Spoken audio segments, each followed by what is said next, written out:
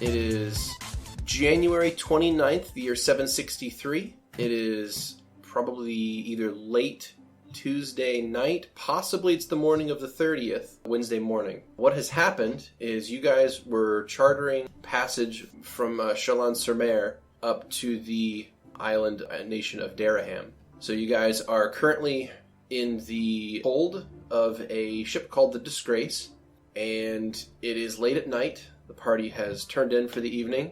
There are a set of hammocks along the front of the ship, along the bow, on the underdecks. And each of the members of the party that sleep have grabbed one of these hammocks. Sol is just sitting at a table meditating, since they don't actually have to be laying down to rest. It's just a comfort thing normally. Yeah. Like, it's like, I don't have to, but yeah. Usually I do.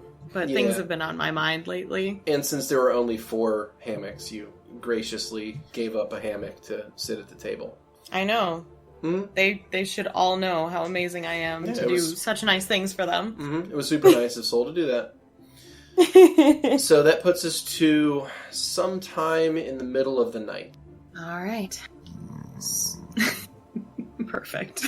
Setting the atmosphere. So my meditation ends after 4 hours normally. Yeah, it's complete after 4 hours, and you come back from your meditation feeling rested and ready for the day. Oh, look at me, I only have to sleep 4 hours, yeah. Okay, rude. Anyway. It is very helpful for the things that I do. So, Sol kind of gets out of their trance, their meditation, whatever the hell you want to call it. Sleep. I call it sleep. And they've been more rigid lately with their meditation. When they open their eyes, they sit up a bit straighter and they look around. And they're looking for the hammock that Markus went to sleep in. Okay. Look around the hold and you easily spot Markus. He's in the first hammock to your right. He's currently curled up in some blanket and restfully sleeping as the ship's movement sort of acts as a rocking motion, which put most of the party to sleep almost immediately. Which I totally get, because that I've slept on a boat before, and it is really nice, actually. Except for the vertigo that I got soon after when I got on land. But that's a different story. Anyways, so Sol is going to go over to Marcus's hammock. They kind of crawl over. They don't really have to, but they do anyways. And they kind of like get up on their knees and like look into the hammock. And then they start swinging it a little to see if that'll, like, wake him up. Like, they're trying to be gently waking him up currently, but it's mostly testing how deep of a sleeper Markus is. Aww. When asleep, much like me, Markus is a quite sound sleeper. You will have to kind of really get his attention. Especially when he's kind of essentially in a, like, warm cocoon of rocking sleep. Pretty much my slight swing of him does not wake him up or even, disturb him whatsoever. Yeah, that's correct. Okay. Okay, Sol's gonna be up on their knees even more. Are these hammocks stacked one on top of each other? No. They're organized along the front of the ship on the inside wall. So you're in the main hold in the berth. They're in the front bow of the ship. And the hammocks are arrayed across the front, hanging there. There's 4 of them, 2 on each side. And there's a chest in the center that Archibald is sitting on. I'm assuming Archie is powered. I guess, does he power down? He used not to, anymore, but not right? anymore. No, you've noticed that it used to be whenever Lovette was asleep, he would sort of fold back into that ball. But lately, he's just been chilling when she's asleep. You're not really sure why the change happened, but he's definitely more independent than he used to be. Make a perception check, Sol. Ooh, okay. This is always my favorite. That was a 25. 25. You notice that Archie, his head has turned slightly to watch you, because you appear to be the most interesting thing going on right now. So is his puppy awake? His puppy is curled up and asleep at his feet. Okay. But his head just sort of ever so slightly, soundlessly turns to kind of keep facing you. Just to keep tabs on what's going on. I'm gonna nervously wave at him, I guess? He gives you the ever smallest nod, and that's about his only response. Interesting. I don't know how I feel about this. Okay. He doesn't sleep. I mean, what do you want? Okay, so I'm gonna Man, someone's watching me. I'm going to lean forward and I'm going to try kind of messing with Marcus's hair and see if that wakes him up. Okay. Like, it's gentle. Yeah. But they don't know that he's a heavy sleeper. Right. So I'm going to make a check and see if it wakes up Markus. It does not wake up Markus. I don't know him money. I'm sorry, what? Marcus. All right, making another check. Marcus, you start to come to ever so slight, like you're sort of returning to the waking world slowly. How many cups of sugar does it take to get to the moon? Marcus, I'm the one who does drugs in our party. What the fuck? Wait, that's it. Soul just picks him up. And they take him to kind of the middle hole area of the bowels. Pick up Garvin, brother Marcus, and you walk him into the center of the ship in the main hold and set him down, away from prying eyes. Hey, Soul. What Hey, are you doing? I'm awake. How are you? Apparently awake. Hi. I promise it won't be too long. I really needed... Yeah, we really are. I just needed to talk to you, Marcus. Oh, hold on. Is it still nighttime? Yeah, it's still nighttime. Marcus looks around like, almost mildly irritable about it, but so what can we for? Because, I think I see the moon. I know you like sleeping forever. I just needed to talk to you. Something's been on my mind, and I feel like it's driving me crazy. He snaps to a little bit. Tell me, what's going on? What can I help you? First, I have a question, and if you're uncomfortable with answering it, you technically don't have to, but I would like you to. Okay. Do you have feelings for Lovette? That is a very complicated question. Okay. Did I, when I first met them? No. Soul nods. As we've been adventuring more and more, I do feel the word wouldn't be love. The word, as right now, would not be love. It's a fondness? No, it's more like, have you known someone your entire life? Mm-hmm. Know what they feel, know what they're going to say, know how they're going to respond to things. No. It's like, I cannot explain it. It's like I've known Lovette since I was a child. And it's a closeness. It's something like when they're around more and more, I feel like everything's going to be fine. Soul looks slightly pained by that. But it's not a love. It's like a fondness, but there's no physical attraction. Oh. There's just a wanting to be part of their life and them part of my life. Okay. Soul starts fidgeting and they look like they want to say something, but they're unsure. You look like you have something more on your mind, and you know always to tell me. Always, if you have something that you can share, I will always keep it. It's just a little, new.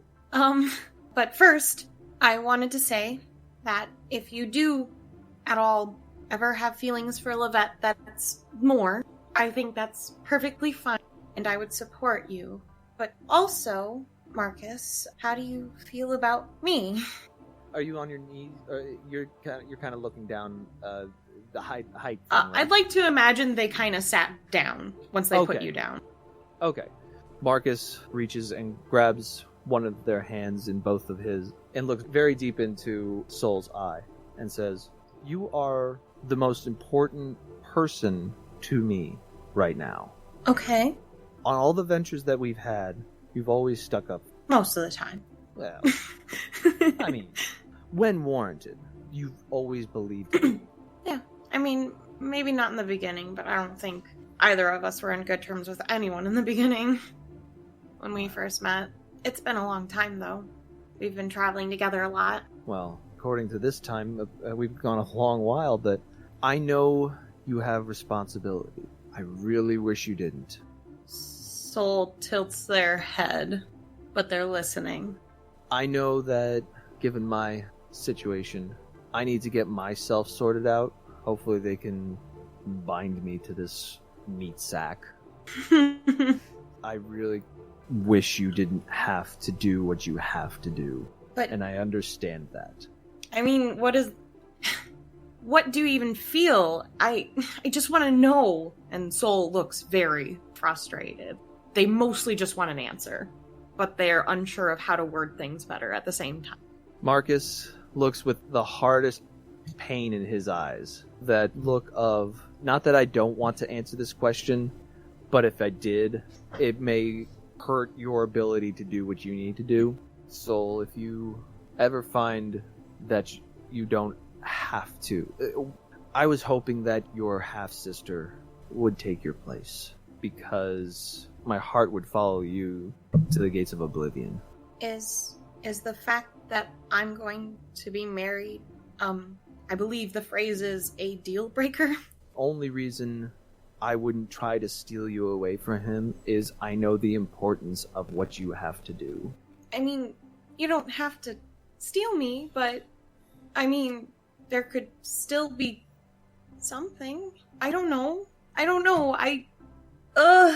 This is all so new to me. I'll come clean, Markus. I talked to my dad. Oh. I explained to him that I tend to have feelings for more than one person. It's complicated, and I thought it would just kind of end after me and Gro got married, but it hasn't. And he says it's actually very normal, and that he's probably one of the few people who understands how I'm feeling, actually. Which a lot of things make sense now, but don't tell him that, okay? But I just wanted to tell you that I have a feeling for you. They wimped out. Near the end.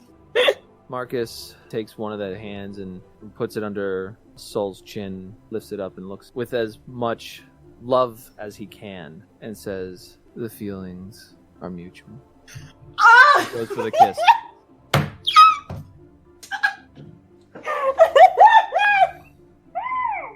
Oh my god! I did not anticipate this! What? Oh my god! What the fuck just happened? This is the best campaign! So, Soul's completely flushed. They look ecstatic. Now I have one more thing that I guess I need to tell you that's probably gonna put a damper on all of this, actually. Yeah. I think you should eat I don't know someone. what you could say. They have like a grimace, and their hands kind of on their hip, and their faces like slightly turned. Markus, no one's noticed it, but I think you're dying. Fine. I know you're fine right now, but I don't know how long fine will last, and I don't want anyone else to know, but I don't want to lose you at all, ever. And I just want you to survive long enough for you to be put in this and stuff. I promised myself I wouldn't. If that means I die, I die. Eden will provide. This is what you want? The problem is, one, you know what happens if I eat something. I know. And I don't want you to, but it's a very complex situation, and I don't fully understand it. A lot of things have been happening in our lives, obviously, and I just don't want them to be bad things that happen. Again, we don't know how long anyone has. I mean, we've all come close. Lovette more than most, but, I mean... Yeah. She's a trooper, though. Yeah. But the only way for me to not be dead is to consume someone, and then I take them into me, and it's crowded enough as it is in here. Gotcha. Okay. Hopefully, I mean, I don't know what happened on the Steam Isles. What do you mean? Well, for sharing, I don't think I consumed her in what was described to me, but I don't know what happened on the Steam Isles, but I know that when Moira passed, I did feel better. Now... You told me you didn't. You promised me you didn't. I didn't. I did not consume Moira. What I think might have happened was when they were dying, they gave themselves... I can't explain it. It's... Imagine how I am now. Okay. Now imagine if I didn't look better after the Steam Isle. How bad I would be, if you can imagine that. I didn't consume them, but I know things about them, and I got better. I think the being that is in me, part of me, absorbed the ambientness. Soul bites their lip. So I did not consume them of any purposefulness, if anything else. You're saying you didn't do it on purpose, but you think it still happened? I think I absorbed what was there like a dry sponge. If it happened, I was not in control of it. But you lied to me. Of what happened. I've only recently become cognizant of Moira's memories. They come... Marcus, you lied to me, though. When I talked to you, I didn't know. I know. Promise you didn't know. At the time, I didn't. I didn't know at the time. As we've been traveling, as we've been adventuring, I've been learning more and more about Lovette's and Moira's childhood. And my only logical conclusion is that's what happened. At the time, Beardy? I didn't know anything. Yeah. Can you use sending on a dragon? Wait, sending? Oh, yeah. Do you have the ability to cast this? I happen to have a scroll in my inventory. Oh, yeah. Okay. Fuck. Yeah. It has to be a message of 25 words or less, but you can send it to the subject, yeah. And then they can answer you immediately, yeah. Let me think this through. 25 words or less, Okay. so you can write them out if you need to. You're gonna rat on poor Markus. No, I'm not ratting on him. Soul's finding the truth. Oh. So, I was there with Markus when Zell told us about what he is and stuff and explained pretty much how it worked in general, right? Yeah, roughly, yeah. So, what Soul knows is that when you eat a soul, you get their memories and retain them, and they kind of become part of you, like a big Sort of like pot kind of thing. sort of like a collage. Imagine you make a mosaic out of stones, okay? And that face you create is Markus. And all those stones are the same color, okay? Well, every time Markus eats someone, imagine picking up all those stones and then grabbing a handful of another color of stones and then shaking them around in your hands and then making the same image with those stones. So now it's two colors, but it's the same face. So it's different, but it's still him. It's moving further and further away from what he used to be and changing it into something eventually completely different. And maybe some of those old stones are lost along the way. So he's less of what he was originally and more of this other personalities and other memories and other people kind of end up getting in there as well. And he ends up becoming kind of a melting pot of different personalities as they all sort of end up merging together into something new. Is it also true that to consume, I have to, when I am actively trying to, I have to leave the body first? Yes, in most situations, yeah, that's the truth. Okay. I'd also like to point out, if you didn't fuck up that roll. That's true. I mean, that was all Lovette. I can't do anything about that. Damn. Harsh mood. No, I'm saying, like, if Lovette didn't cock up that roll, then Moira wouldn't have died. I mean, there's nothing else to say about that. But I'll go on the record and say that Lovette never should have been there. So I know that when he eats spirits, it becomes part of him. And Soul really wants to know if Markus can accidentally consume spirits, pretty much. Mm-hmm. I think that's the basis of what I should ask, right? Yeah. Okay. I've been saving those. Yeah. They're kind of expensive. Yeah, but this seemed important. I'm just gonna go talk to a dragon. Yeah. What is the best way to refer to what Markus was? Lost Soul's probably the proper term. Purpose made to do a thing. They don't happen accidentally. Like, there's a lot of kinds of undead that just sort of happen. A revenant is if someone dies with a ton of unfinished business and they need to do something else before they can rest. They can come back as a revenant. Lost soul? No. No, they're made. 100%. And that's a question that no one's really answered. And it seems like it should be an important one. They are made? Yeah, they're made. Lost souls are created. If I remember right, Zell warned you guys. He's like, I don't know what Markus's purpose here is. But the lost souls don't just happen. So he was made by something. And now you guys are helping him and you don't know what his purpose is. He doesn't know what his purpose is, but he'll still do it whether he knows it or not. And it could be devastatingly bad if his purpose is something particularly unsavory. Okay. Zell, this is the future protector. Can the lost soul consume spirits on accident? Don't want to betrayed. Also, how are they made? That's exactly 24 words. Nice. Okay. I counted this 3 times. I don't want to be betrayed. So he's going to send you the following message back. It's almost immediately, as if he's like awake right now. That or dragons just have incredibly fast reaction times with this spell. But either way, you get a response like 2 seconds after you send it. And it is, Soliana. Lost souls can consume ambient spiritual energy if they are sufficiently exposed. Created by necromancers to perform a task, usually long, difficult ones. Pancakes. Pancakes? What's that supposed to mean? Is that his nickname? Should I call him Pancakes? Is this a hint? Maybe he wants pancakes the next time I see him? Maybe I'll call him Pancakes. And then bring him pancakes. Yeah, that sounds about right. Soul's back kind of stiffens and straightens up as soon as they get their message back. They're sending back the fuck you want to call it. And this very calm, sweet moment that Soul and Markus just had, the air just becomes Ice. poignant. You lied to me. No. You ate her. Not willingly if I did. You still lied. No, I didn't. No. I didn't know. No. You lied to me. But I didn't know. Soul looks really hurt.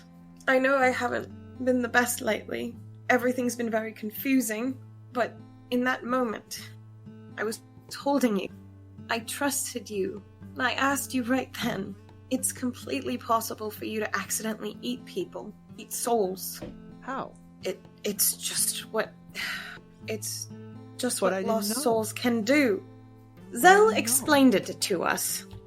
And I just asked, just in case.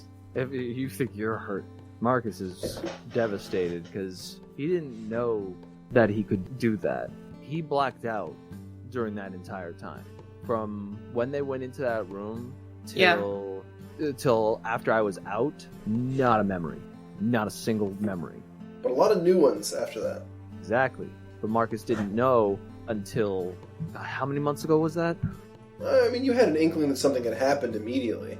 But he didn't know exactly what happened. He didn't... He definitely didn't... He Right. definitely didn't Try to consume anything. Right, he didn't understand what had happened, but you realized that something had took place, for sure. Yes. So Markus is very much well defeated because he promised himself he wouldn't. Make a perception check, both of you, please. Oh shit. You guys Archie's still awake. You guys have been a little loud. 30 for me. 6 from Markus. Okay. Because that was a nat 1. It doesn't even It count. wasn't that one. You don't crit fail skill checks. So, Markus, you don't hear anything. You're too hurt and distraught by this whole situation. Markus actually falls to his knees. Oh, beautiful. And hands in his lap. Wonderful. Soul, you hear a board creak in the other room. I look in the direction. You look in the direction of the other room and... I have low light vision, too. Yeah. You see that there is a figure standing in the doorway to the berth there. You see it's a female form holding a bucket. Oh, shit. Oh, no. Oh, no. Uh-oh, SpaghettiOs. Uh-oh, SpaghettiO! Oh, no. You regret the thing you did? I regret the thing I did. So, you look and you see a human form in the darkness holding a bucket, attempting to come down the stairs. Slowly. Soul stands up. Like, a little too fast. Mm-hmm. Obviously, they haven't done anything wrong, but they still feel like they did, so they stand up like way too fast and like makes it more suspicious. So and then they get next to Markus. You see an extremely peakish-looking Karis step into the room. No, she looks even more pale than normal, and she's holding a bucket full of foul-smelling liquid. Gross. She pretends to not see you guys. Sort of a halfway between shame and hoping that if she acts hard enough, she's invisible. And she just walks past you both to the back of the ship. She says nothing to either of you. She's going to the poop deck. Yeah, sure. There's also something else you should know. Oh. What you're trying not to be, I don't know if I should call it a race or not. What you don't want to be happens to be created by necromancers. I thought you just kind of get born, but I guess not. And there's a reason you get created. I don't know what the reason is. It might involve pancakes. But they're usually long and difficult ones, as far as I know. Pancakes? Look, it's what the dragon said. I'm not really sure why he told me pancakes. I don't know if he secretly is called Wait, no. You did what you thought you was necessary. Gosh. Just know, I'll still follow you to oblivion. Oh. Markus gets up. Pancakes. Make a will save, Markus. What? But, Was it 16? Pancakes do sound really good. They do sound really tasty right now, but you're not really in pancake territory. You're on a boat. The closest thing to pancakes they have on here is just like a handful of grain. Wait, you can make pancakes from that? Yeah, you could try, but... What do I roll? Well, you would have to make like a cooking check, which would be a profession score. Wisdom. So it'd be wisdom based. I can tell you Soul probably can't. But, you know, the ship doesn't have the kind of fresh supplies you would need to make pancakes, because pancakes would require, you know, eggs and milk or butter. There's multiple ingredients to them to make proper pancakes. I will tell you, if they have eggs and milk and grain, you can make pancakes. Sure. But I'm saying... Yeah, I just don't think that's this kind of, like, I don't think they have eggs and milk. boat. They probably just have, like, salt fish and grits. Like, we're talking... This is not like a pleasure cruise Do craft. they have potatoes? Yes. Fuck, we'll make potato pancakes. Not quite the same, but He's- alright. He's going for it. He's going for it. Fuck it. Soul, Yes? would you like some pancakes? If they're with you, yeah. I'm sorry. Where's the combat maneuver for hug? You Just don't stand have- there, I'm gonna hug you. Okay. I mean, I'm kind of height, you know. Soul goes down to his level, pretty much. I know he said stand still, but it's more awkward if I stand still. Don't turn around. Markus turns. Soul, Okay, what? don't worry about it. Oh, okay. I think I just saw Karis. Yeah, I think she got sick and might have heard something, by the way. Well, I know what you might have heard may have been hard to hear, but from my deepest part of my black-souled heart. He leans very close into her ear. I love you.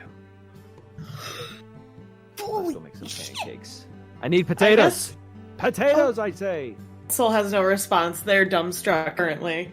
Markus runs off to go find potatoes. Huh. And Soul's slowly nodding to themselves. And they kind of awkwardly stand up. And they move over to the stairs. And they go up to Karis. And see if she's sleeping. She's not asleep yet. She just got back in the hammock a few seconds before. Soul kind of waves at her. She looks at you. How much of that did you hear? I'm not sure what you mean. Okay. Does it worry you? What worries me? What you think I may have overheard. Does it worry you? It worries me in the fact someone could get hurt in either case. The way I see it, I still owe you my life. Even him? Less so, but I think we've come to an understanding. But what I've said before is no less true. The warnings I've given you are no less true. What will you do? Think. Okay. She kind of like looks to the rest of the hammocks and back at you and she says, someone around here needs to. Oh shit! I'm glad you are, because I particularly feel really stupid lately. I'm just making it up as I go. I'm sorry we brought you into this, Karis. Don't be. Like I said, you saved my life. I would have been... She kind of like shudders a little bit. Some concubine to a vampire had you not come along. Had you not found me on that road that day. So don't be. Don't apologize for your actions.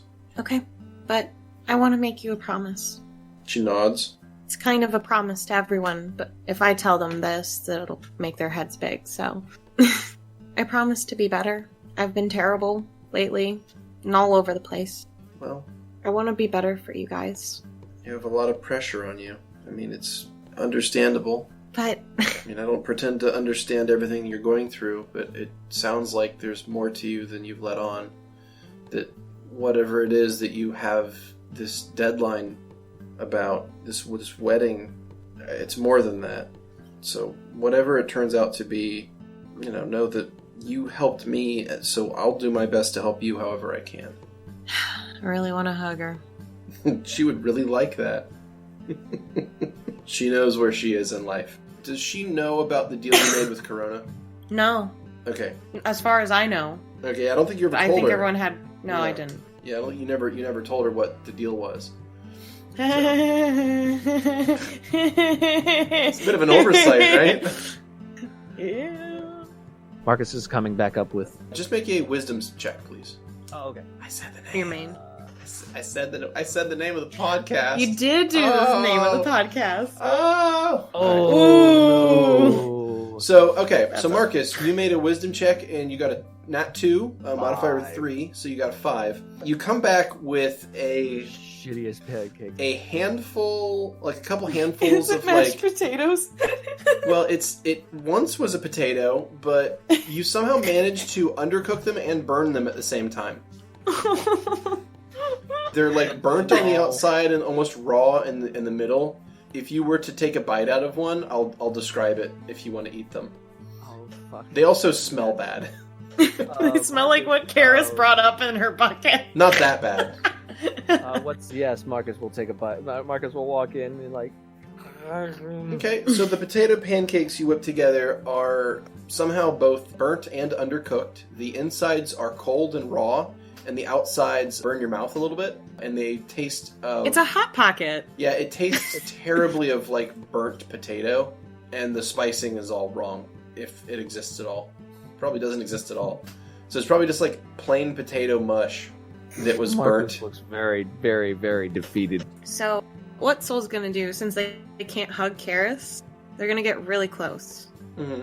Like, as close as possible, like, forehead almost to forehead. She kind of, like, recoils a little bit from you, like, worried that you're going to touch her. I'm not. You shouldn't try that. I'm not going to. She kind of, like, bites her lip. Just give me a second. Soul puts their head really close to Karis, and then they cast Dancing Lights, a really small one, right in the middle between their foreheads. Aww. Markus is just sitting there eating his disgusting potato watching this. Even if I can't touch you, this is the best way I can hold you right now. Thank you. She kind of has a small smile on her face. I'd like to think that the light's a little bit warm. Yeah, a little bit. How's that for flavor text in your D&D game? Oh, shit! Query, does what is affecting her, is that a spell on, a curse on her, or is that part of the magic of the writing that's on her? You have no idea. Could be Could you ask her? both. Could be either. Could be neither. Guessing that's something that would not be nothing that I could cast that could potentially help me guide to figure out how to fix that. Yeah, it seems like it's pretty advanced magic. Not yet. Soon. How are your pancakes? Well, I want to say, like me. Oh, Dead inside. amazing. They taste like failure, but the starches are good for you. It's got like a carrot. Mm-hmm. Can I offer you any of y'all? Oh, no, those are all yours. Yeah. You wanted pancakes. You get those pancakes. You know, Markus, we can just get pancakes when we dock, too, probably. Not that yours aren't great or anything. But there's not going to be an eye chop there. A what? You know, International Castle of Pancakes. Boo! Wouldn't that be an ICOP? Boo! Yeah, I said ICOP. I heard ICOP. iChop. I heard I chop as well. Oh, did you hear? I thought I said ICOP. I can wind back the tape and Okay, play it. I thought I said ICOP, but yes. It's okay. Markus woke you up in the middle of your sleep. Why don't you go back to bed? No, I don't wanna. You really need your sleep. We're gonna meet a queen tomorrow. We all need to be on our best. She's going to help us fix this problem before more problems happen, hopefully. I'm gonna go pray to Eden first. Okay. I mean, we're on the ocean, though. I don't know how much Eden has. Oh, he's gone. Look, I'm not saying I heard anything or not, but just be careful. You don't need me to tell you that. I'm sorry, I shouldn't intrude, and I didn't. I'm just gonna shut up now. I like hearing your opinions, Karis. You're part of our family, and you deserve to be heard. I don't want anything happening that is gonna hurt you, and I still don't really trust him completely. You know that. I know. So just be careful, okay? I promise. Soul holds out their hand in like a pinky promise gesture, and then they like kind of gesture for Karis to just put up their hand similarly. Mm-hmm. She holds it up, and there's a couple inches apart between your hands. Soul kind of puts the little light, or the light's enough to go over both of their pinkies. Mm-hmm. I promise. I'll be better for all of us. I'm gonna get us through this. I'm gonna make sure everyone lives. the players are now nervous. Yeah, you better be nervous. Pulling at my collar. Ooh. Hey, this is Soul. Okay, me as a player though, yikes. Yikes. Alright, so she thanks you for valuing her counsel, and she says she's going to try to get some sleep while she still can. Sweet dreams, Karis. I'll see you in the morning. She nods and turns over in the hammock. Better. 15 Better for than his was. religion? Alright, so you run through a couple of prayers that you have memorized. What are you searching to do? Just try to get some Guidance. spark of guidance?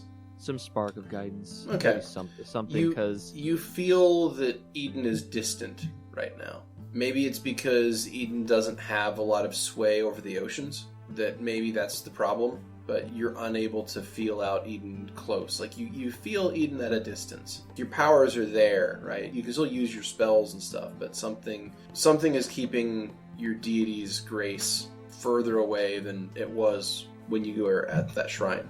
Maybe tomorrow. Right. You walk back across the hold and enter the berth there in the bow of the ship with the rest of the party. Like every night before, Eden's still distant. But as I always said, maybe tomorrow. We'll always keep trying, right? Always. Markus gives a quick hug. Markus looks over to Karis' bunk and says, "She's a good one. I really, really, really hope we can help her." I'm still awake. That's the plan. Oh, Soul's well aware. But they're not going to tell Markus. She says, still awake. Sweet dreams, Markus. And Soul gives him a pat to like turn around. Markus is very stiffly moving backwards to his bunk. Slowly crawls into it and wants to be under a rock. Soul goes back to the table that they were meditating at, and they sit down and think about what they're going to say to the queen. Make a perception check. Okay. Ooh. That's a 19. Oh, jeez. You get a feeling that you're being watched. Still by Archie? Nope. By Archie. Archie's sort of like looking lovingly at the sleeping puppy by his foot. But you feel like you're being watched from somewhere else, and it sort of just fills you with ominous feeling. Do I feel like it's on this boat? Maybe. Can I go up or deck? Sure, yeah, absolutely. Okay, I go the deck then. Okay. So you go up onto the deck of the ship, and the night sailors are, sort of just doing their thing. The night crew is. It seems pretty calm up here. The salt spray from the ocean is a little bit overpowering, but it's kind of refreshing at the same time as the boat kind of rocks slowly back and forth as it kind of crests waves and swells of the water. You still get the feeling, though, that someone somewhere is watching. Do I feel like it's on this deck currently? No, it's probably something much further away. But just know that you're being observed. Someone's scrying me? Someone's observing you. Yeah, fuck you. Is there any way that I can figure out who is? Not really. Not with the available spells you have currently. Not even any checks? No, I mean, honestly, it's just like ever so slight wavering sensation. Could just be your mind playing tricks on you. So I was kind of gonna go up another stairs to like the slightly upper deck? Upper deck? Sure. Like kind of where the, not the ship's wheel is, but the bow. You go up to the prow of the ship. Prow? I think. The bow or the prow. The prow is, I think, the long, sticky out thing. I'm not a sailor, but I'm pretty sure that... Yeah, I'm gonna walk... I don't know, I feel like Soul's kind of almost entranced by this feeling. They do stupid things. They kind of go out front, and they kind of, like, have a rope in one hand, and they're kind of balancing out a bit. And they're just, like, looking out there into the water. And I figure it's dark other than the moonlight, so you really can't see anything in the water normally, right? Normally, no. Yeah. Give me a perception check. Oh, okay. I also had done a perception check rolling over to It's a see 17. when they... Did I notice the soul had left? Yeah, you notice the soul's not sitting at the chair anymore. Soul, you think for a split second, even though like you hear like crashing water under you, it's almost as if you can hear like something else splashed down there for a second. Something was breaching the water, but it's too dark to see what it was. Can I send dancing lights into the water? Sure, yeah, absolutely. Okay, I do that. Well, you send your dancing lights down into the water, and you see something react and swim away very quickly, away from the light. You don't know figure out what it was. You don't know what it was, but it was big. How big? Big. Can I find the captain? Sure. Captain's asleep. It's middle of the night. Yeah. But he normally sleeps in the captain's quarters. That's where I'm going then. Okay, so that's downstairs, right? Mm-hmm. Yep. Stern of the Definitely not ship. in the water, it's just... Okay. You knock on the captain's quarters door, I'm assuming, right? Or do you want to yell in there? Like, what are you doing? No, I lightly knock with the back of my hand. I kind of put my ear to the door to listen for breathing patterns. Okay. You knock, and about 20 seconds later, the door opens, and you see...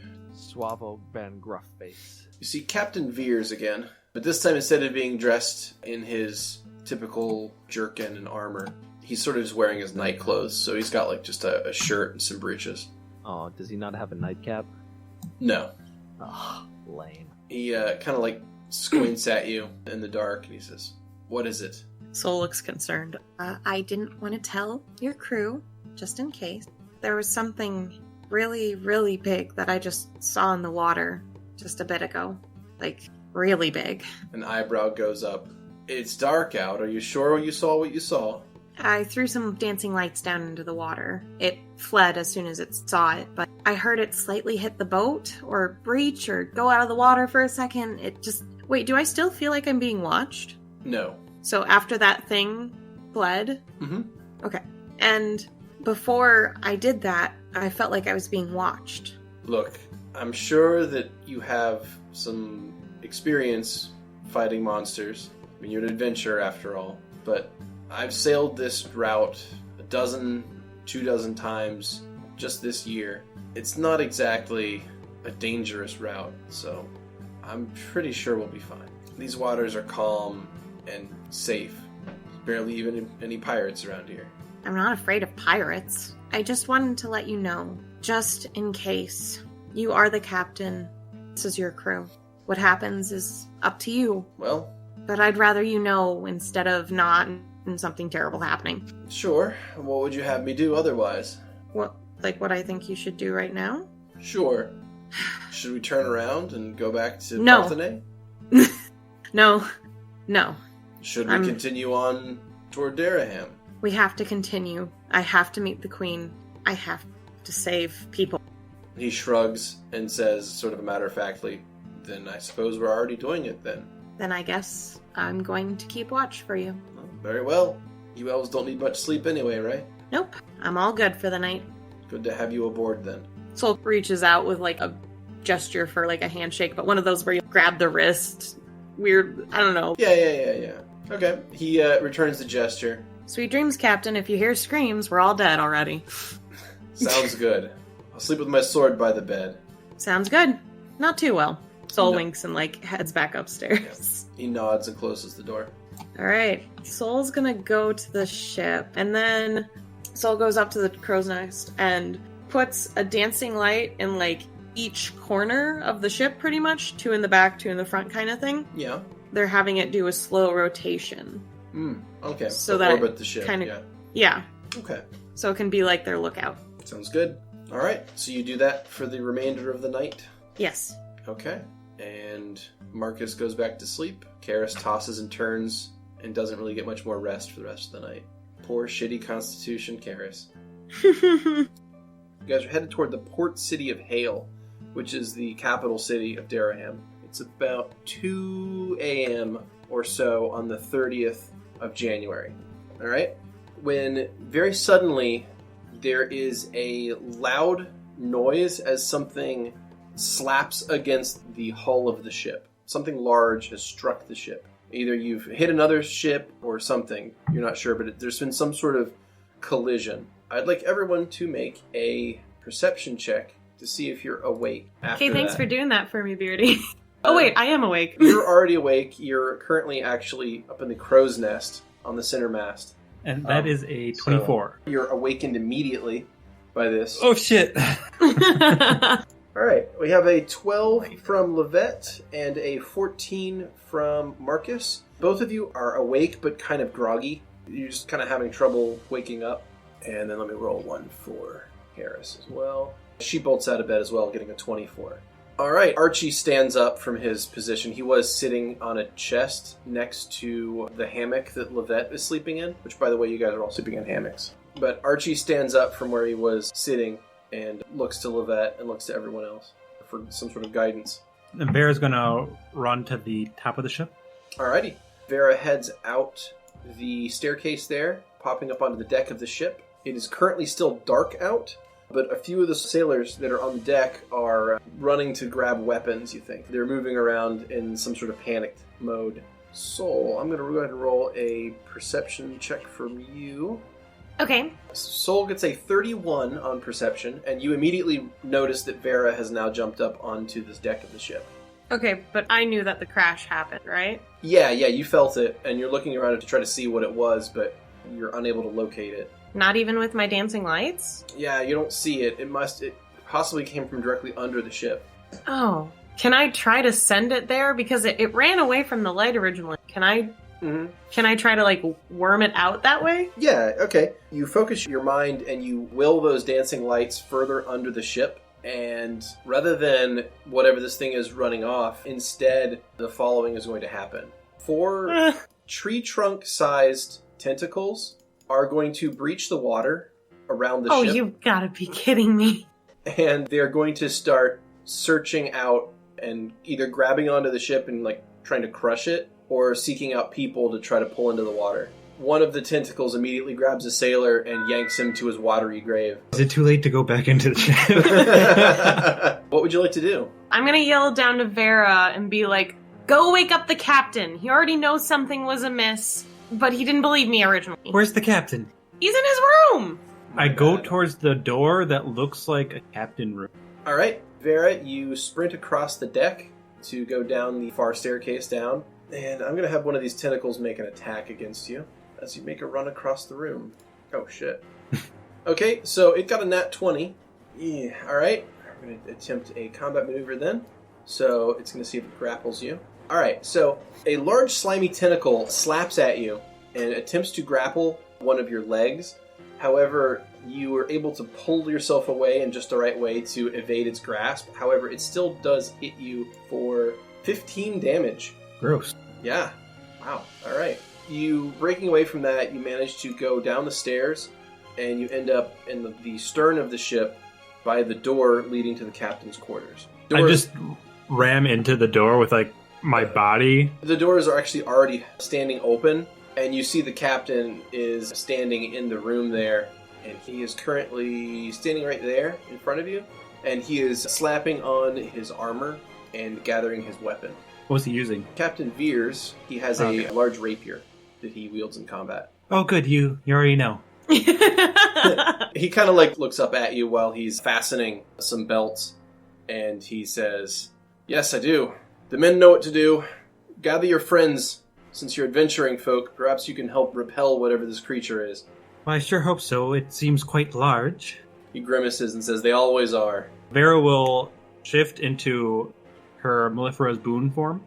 Oh, giving this guy nightmares for the rest of his life. Yes. Alright, let's scooch to the front of the ship real quick. So what is Markus, Lovette, Archie, and Karis doing? Are we more or less alerted to the situation? Well, I mean, you know that Vera ran off very quickly to find out what was going on, and no one's reported back yet. Karis is also, like, wide awake, and she's looking around. Should we do something? Put the puppy in a barrel or something. Go find out what the fuck is going on. Then we need to help them. Karis takes a step toward the stairs. Okay. We'll do that, Kelly's. We just need to, get the shit together. Alright, Archie. She, like, looks at one of her hands and looks at her other hand, and she's like, I'm ready. Okay. That's good, Kelly's. Yeah, I mean, that's awesome, but just quit. Quit your jets. Let her be your own person. Okay, Archie, have you put your puppy away? Archie nods, opens up the chest that he was sitting on, picks the puppy up, sets it in the chest, and then closes the chest, looks back at you, and nods again. That dog's dead. Get a bolt out and poke a hole in that chest or two, just to be safe. Avoid the puppy. Yeah, I'm not like... Get out a big long sword and stab into it. I'm not stabbing into it, I'm just kind of like pushing it. Here you go, puppy. Here's an air hole. So what you're saying is now it has a hole in it, so now it's gonna sink. I mean, probably it would fucking sink either way. It's a chest, unless it's airtight. It's also made of wood. If it were airtight, that dog would be. So take care of that. All right, guys, let's go. Archie, come on. Let's go find out what's going on. So Karis is going to step onto the deck. Bet and Archie are right behind. As you guys step onto the deck, you can see that there are 4 massive tentacles reaching up out of the water around the ship, and they're kind of like feeling around, looking for people or things to destroy or crush. The sailors up here are starting to man the ballistas on the back of the ship, and they're cranking them around to take shots at the tentacles. However, they're moving around pretty quick, and those ballistas are designed to shoot ships, not fast-moving tentacles. Soul, what are you doing up in the crow's nest? Okay, so I have full vision of each of these tentacles. I still have my dancing lights in the water. Right. What can I actually see? You sent them to the bottom of, like, under the boat, so you currently don't see anything in the water. The lights are concentrated under the ship. So if anything, the ship might have, like, a weird undercarriage light effect going on right now. Okay. Or the ship maybe has, like, a halo of light coming from the water around it, but other than that, it doesn't really do much to illuminate anything. Okay. It's like a really cool street racing car. Yeah, exactly. Yeah, exactly. It's like you got your ship tricked out. Sick. Mm-hmm. Can we put hydraulics on this boat? Oh, yeah. Oh, I mean, that's basically what's also going on. I mean, that's what happens all the time. Like, that's the ocean in general with hydraulics. Like, the ship's going around and just, like, bouncing up and down, which is probably why Karis has been sick this entire journey. All right, so back at the rear of the boat, Vera, you have shifted into mellifera's boon form, and Captain Veers gathers the rest of his things and is heading out the room. Nice. Are you wanting to go back on the deck or stay below decks? Vera's going to hesitate for a second just from being winded from the attack from the tentacles, and they're going to take out a bottle of Cure Light Wounds and down it. All right. Go ahead and roll a d8 plus 1. All right, you heal yourself for 8 HP. Nice. You have 7 damage left, and after that you step onto the deck of the ship with Captain Veers behind you. And with everyone on the deck of the ship, I'm going to go ahead and roll initiatives. Oh, I'm up there, right? Oh, yeah, you're there. You're there. Yeah. You are a heavy sleeper, as you said, so you were the last one out. I'm running like, oh god, Aiden be help us. Boom. Oh, lovely. All right, Tentacles win initiative. Oh god, Isn't that lovely? Okay. Dude. All right, so Tentacle 1 is going to start grappling the ship and attempting to do crushing damage to it. So I'm just going to go ahead and roll some damage here and apply it to the boat. All right. Tentacle 2 is the one nearest to the party that you guys have just come out of the staircase there, and it's going to seek a target and attack one of you. So I'm going to roll randomly. Poor Markus. All right. Going after Markus. Wow. Jesus Christ. Oh, God. All right. Another nat 20. Oh, And this fun. this one confirms. So let's see what happens. Remember me. What does it confirm? Does it confirm that Beardy hates us? Look, damn it. No, it confirmed. Beardy hates short people, apparently. I do not hate short people, and this is not my numbers. I believe you, Y'all. Beardy. So, can Markus possess the Kraken? That's what I'm about to find out. I'm excited. Possibly. Is our next party member the Kraken? Yeah. Just changes the dynamic of everything. Alright, so this is Giant bludgeoning fish. damage. Yikes. Okay. You are brained very hard in the head. The crit is called to your thinky bits. So that attack is going to deal 23 damage to Markus. Oh. And it's also going to give you an int damage. So go ahead and make a fortitude save if you wouldn't mind. Yes, sir. 20? Adjusted 20, that is not high enough. I know, right? No. So, Tentacle 3 is on the corner closer to Captain Veers and Vera, and it's going to attack, rolling randomly. It's going to go after Captain Veers. It manages to miss. Alright, and Tentacle 4 is on the side that is near the rest of the party, but on the further side of the ship from them. And it's going to feel around and start doing damage directly to the ship. Oh, it's destroying the ship. Right, Tentacle 1 and Tentacle 4 are attacking the ship. Tentacles 2 and 3 are attacking the party. That takes us to Archie's turn. So, I'm gonna have him take a nice old 5-foot step over this way. Mm-hmm. And he gonna punch that thing. Can you get a full... You don't get a full attack if you 5-foot step, do you? Yes, you do. You do? You do. Well, poor Tentacle 2, Mm-hmm. potentially. I'm not gonna jinx it just yet. But I'm going to go for the whole shebang. See what turns out here. That All right. is 16 and 11. That's I one don't hit. think those- Oh, really? Yep, the 16 hits. Nice. Yep. They're pretty fleshy and spongy. Like, they're not really, like, armored tentacles. So they're not really that time hard to find hit. out if electricity is the best idea or the worst idea. Okay, you deal 12 points of damage to the tentacle, and it sort of jerks around a bit, but it doesn't withdraw into the ocean. Ooh, he's got 2 more attacks real quick. That was a 20 to hit on one of them, All right. and it's 12 on the other. Okay, you strike with one of your wings. Not doing bad, Archie. Okay, you deal 8 damage with one of your wings. Soul, you're up in the crow's nest. What would you like to do? I sure am. Gosh. Okay. Can I try to do something cool? Yeah, what would you like to do? Okay. I don't know where this thing's face is, so I can't do anything with dancing lights in its face.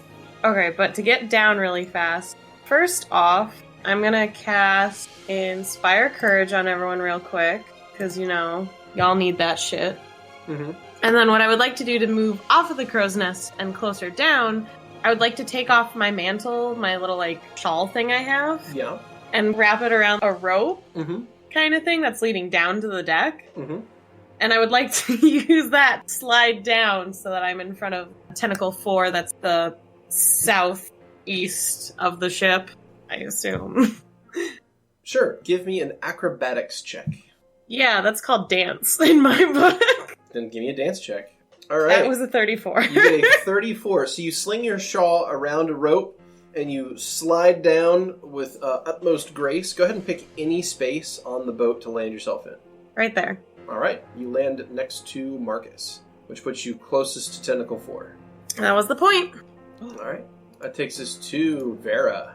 Can you describe where these tentacles are right now? Like, Sure. Are they just on the outside of the boat, or are some of them like So they slithering have across? Well, they have a long reach, and they're currently like reaching around the boat. Tentacles 3 and 2 are harassing you guys, whereas Tentacles 1 and 4 are either ripping parts of wood off the ship or grabbing random sailors and pulling them to their deaths.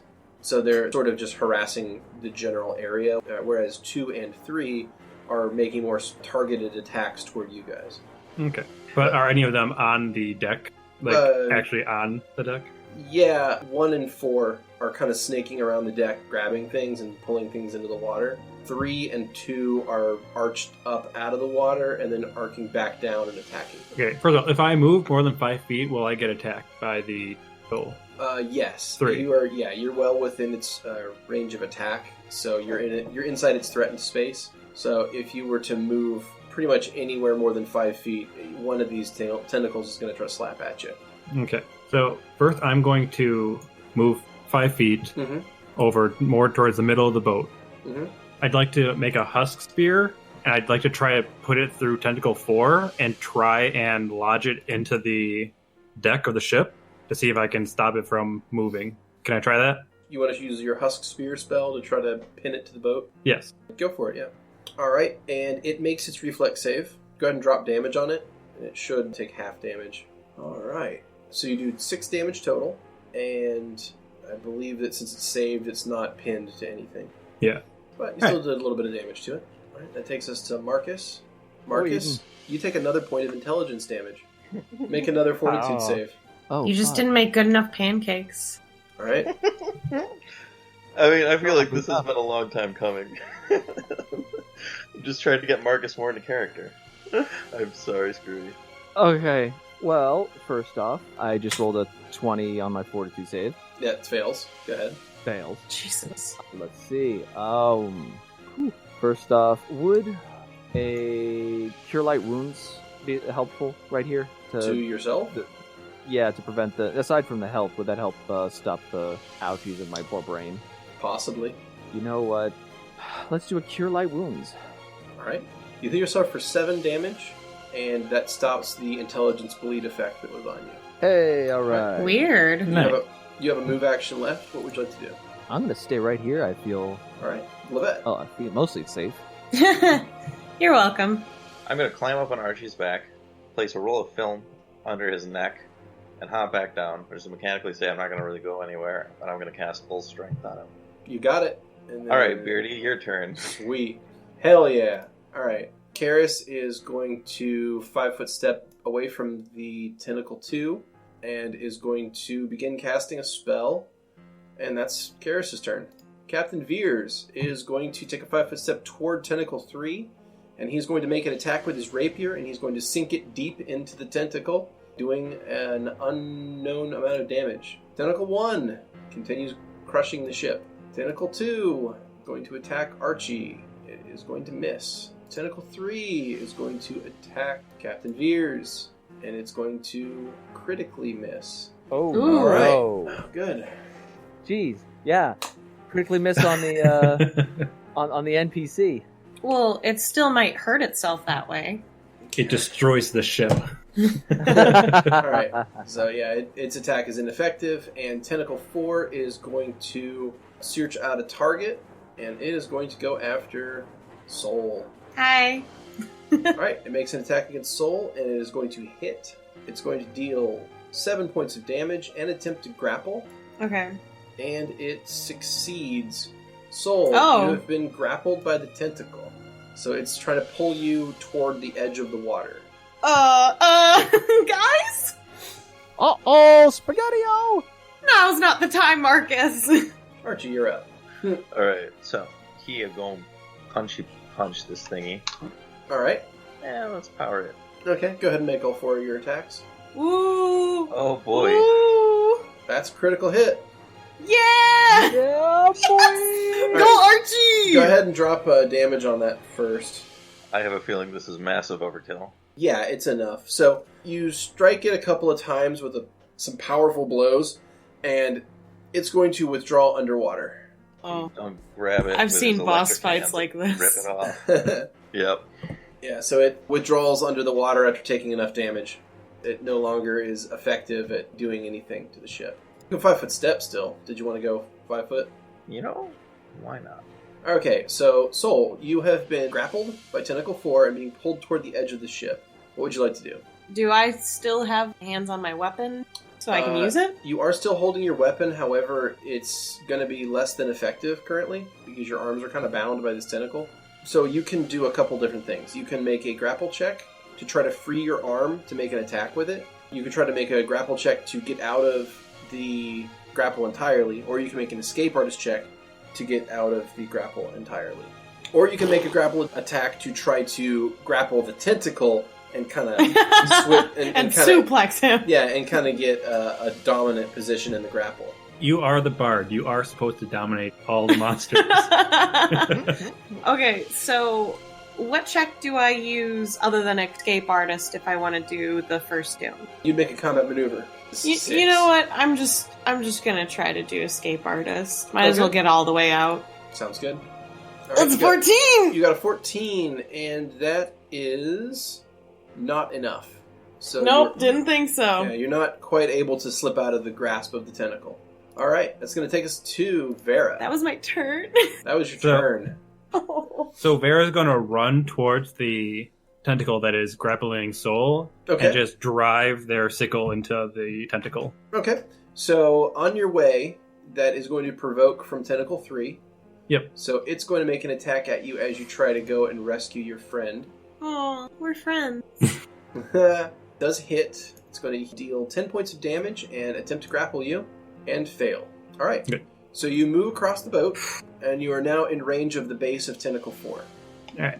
So you make your Mellifera's Sting attack at Tentacle 4. You rolled a 3 plus your modifier of 13, and you strike. You hit on a 16 and deal damage. Go ahead and roll damage against Tentacle 4. Cool. That is 15? Wow. You strike for 15 points of damage with your scythe. Dang. That is the end of your turn. Marcus, you're up. It So- doesn't release me. No, not yet. Damn.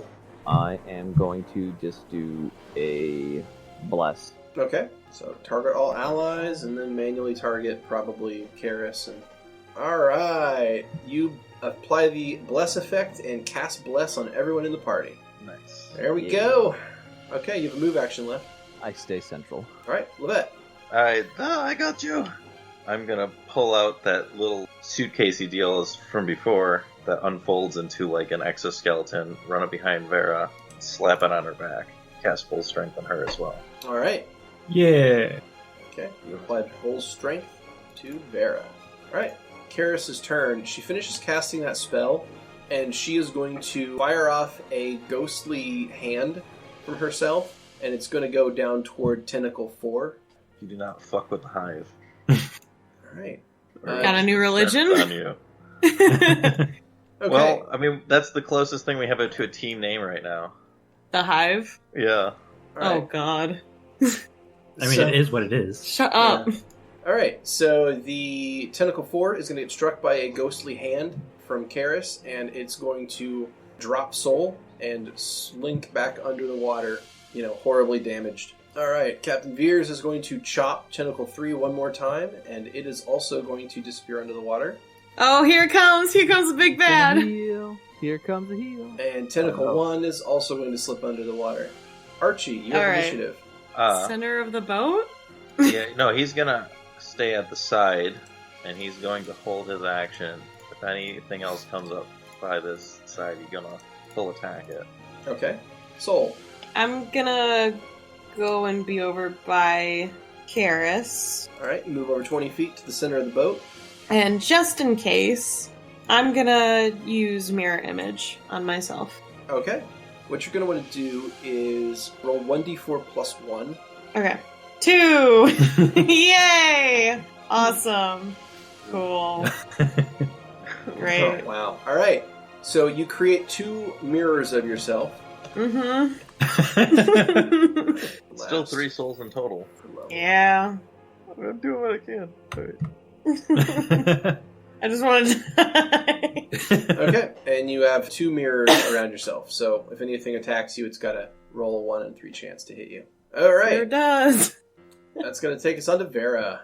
All right, Vera's gonna also go in the center of the ship. What? Well, I thought if we had a tank guarding each side, then We don't know where it's coming from yet. But we have a tank guarding each side. So if it comes Mhm. from either side, we hit it. Do you say anything to Vera when they're heading over? Well, it's not my turn. You can still You can still talk. Talk is a free action. Yeah. So Well, is that's cry. talk. Cry is a free action, guys. Well, I don't. I feel like it's a meta thing to say, but If Lovette's thinking it though, yeah, Good. I was going to have her like pat you on the back, and be like, "Stick over here." in that case, I will stay on the bottom side below Soul Okay. so that I'm watching him. You got it. All right, Marcus. Okay, so Marcus is going to step up next to Soul, Oh. All right. Alright. essentially put his back and facing out towards the water. Mm-hmm. And can I draw my scimitar in Yes. defensive stance? Yeah, And you then can draw your still weapons. cast? Yeah, because you're pulling your weapons out as part of your movement. Now, as far as defensive stance, no, you can't do that and cast. So you can draw your weapons and cast a spell, though. Okay. Then in that case, I will draw a weapon and cast Channel Energy. All right. Bam. Not bad. Nice 16. Nice. Did you say And You did. yes, I did. That is what the youngsters are saying nowadays. So that's it. Ends my turn. Like 5 months ago. It was 5 months ago, and you used it wrong, so that's fine. Oh, yeah. Okay, Lovette. All right. Vera, what is your armor like? How good would that be? It'd be good. It's 21. Okay. Wait, what? Did you add more to it? But I'm deciding whether I should give it to you or to Archie. Never mind, it's horrible. Like Well, you really, can't give like, it to Karis because 13. you can't touch her. Then I will run over this way and pull out one of those little... I have ceramic ones that I made for Vera, reinforced ceramic, but I have like a little pod that I slap on her back and it unfolds into some shoulder plates and some breastplate. It fits around the B form nicely. Mm-hmm. All right, Karis is up. She's going to look around at the party, see that pretty much everybody is uninjured. Vera's only taken 1 point of damage, so she's not going to bother channeling. So she's actually just going to hold action. Captain's going to move up to the center of the boat. Can I talk to him real quick? Yeah, of course. I told you there was a thing in the water. Yeah, that's true. Any suggestions? Yeah, I saw the thing in the water. I went down and told him, and he was like, "You're probably just seeing something." And he went back to bed. Listen, that's great. Is there any tactics, Captain, that would be best to suit this scenario? Did we win? Oh, hell no. I mean, that's what I was asking. Captain responded to Vera, though. He's about to when there is another Oh. major impact from the ship. All of you kind of like To the turn stern. and look, To the stern. and you look at the stern Yep. of the ship, and you see this massive squid has moved its body up and has kind of like glomped itself on the back of the ship, and it's splashed its tentacles out along the aft castle of the ship. It's grabbed onto the sailors that were on the ballista and has pulled them both into the water already. It's Oh. grabbed one of them and kind of dangled it into its giant beaked mouth. The other one it just tosses into the water. Your sailors can swim, right? Mostly. Archie, Okay. you have initiative. Alright. Fuck, dude. This thing's gonna tear up the boat if we don't go after it. It's gonna tear up the rest of the crew, too. We're gonna have to fucking, like, row the rest of the way. What do you say, team? Are we going after him or are we letting him come to us? He's already to us. But if Archie runs out, he'll be separated from the group. I figure we're all gonna go there, though. Yeah, I guess. I he am, could at go before least. us. Okay, alright. I'm gonna have Archibald charge then. How far can you charge? You Double your movement speed. double your movement speed then. Mhm. So you could move 40 feet, and that would be your whole turn. You actually can't make a charge attack after that. No, Oh. The problem is, though, when you get to this point, you start to get into threatened spaces, so going from here to here actually Yeah, provokes a threatened attack. I don't want to do that then. Okay, so you move up to the top of the stairs and stop? No, but he can't hold an action of any kind. No. Does Archie do any buffs of any kind? He receives the buffs, he doesn't do anything. Mean. Oh yeah, it does nothing. Well, I mean, it's true though. Huh. I guess that's it. I don't want him to move into the provoke spaces just yet. He might as well next turn, but is he in provoke space right now? Yeah, he's in the edge of provoked space, yes. Oh, I want him to be just out of it. Oh, alright, Want he him to stops stop in the just out of stairs. it. Alright. Yeah. Not that he would know exactly where that was, but whatever. No, but he like takes cover behind the top steps. Okay. Alright, Soul, you move up 25 feet to the stairs. You bet I fucking do. Mm-hmm. And then I'm gonna do point blank shot. Okay. Yeah, you're within 30 feet, so you get point blank. Please hit. That's a 24. 24 hits. Yes. Yeah, so we know the number. Alright, so you slice with Symphonia's Wit. You deal 7 points damage. of damage to the giant squid, and That's it for me. it slips under the water. What?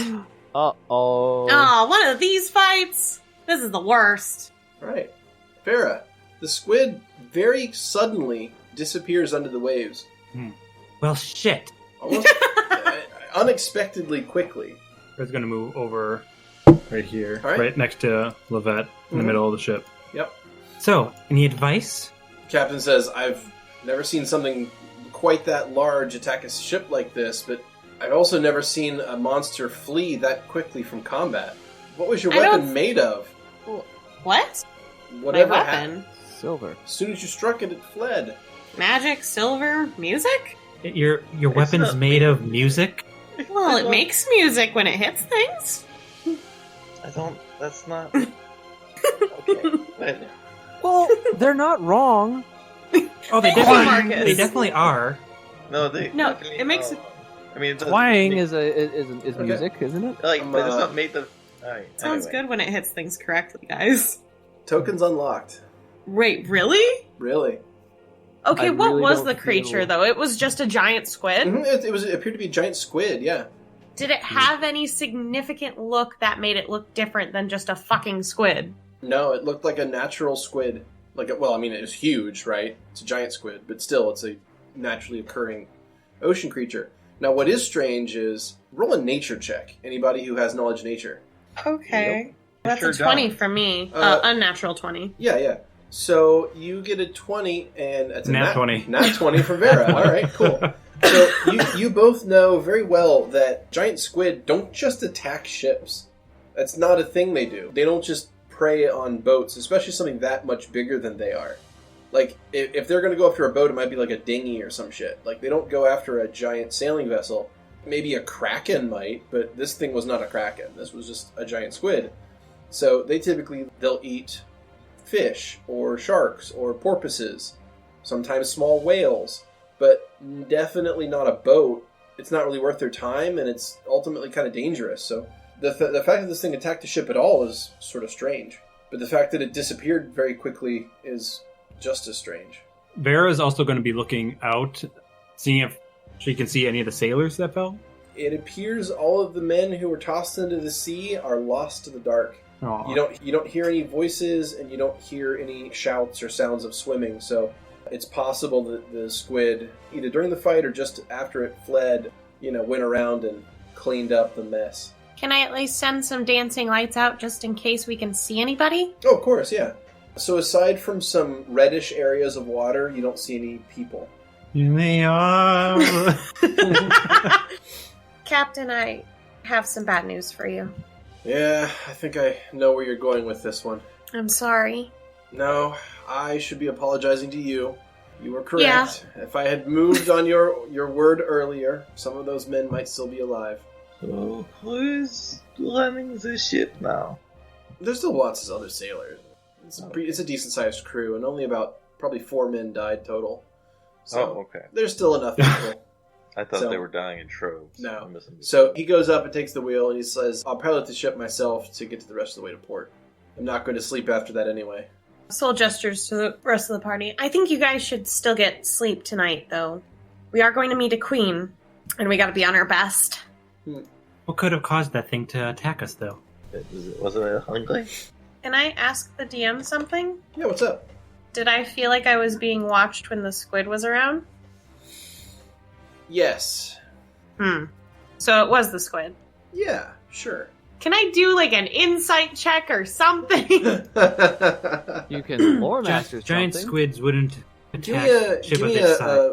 yeah, I mean, look, you don't... You know that giant squids wouldn't have attacked a ship this size on its own, and you also got a weird feeling that you were being watched. That went away when the squid fled.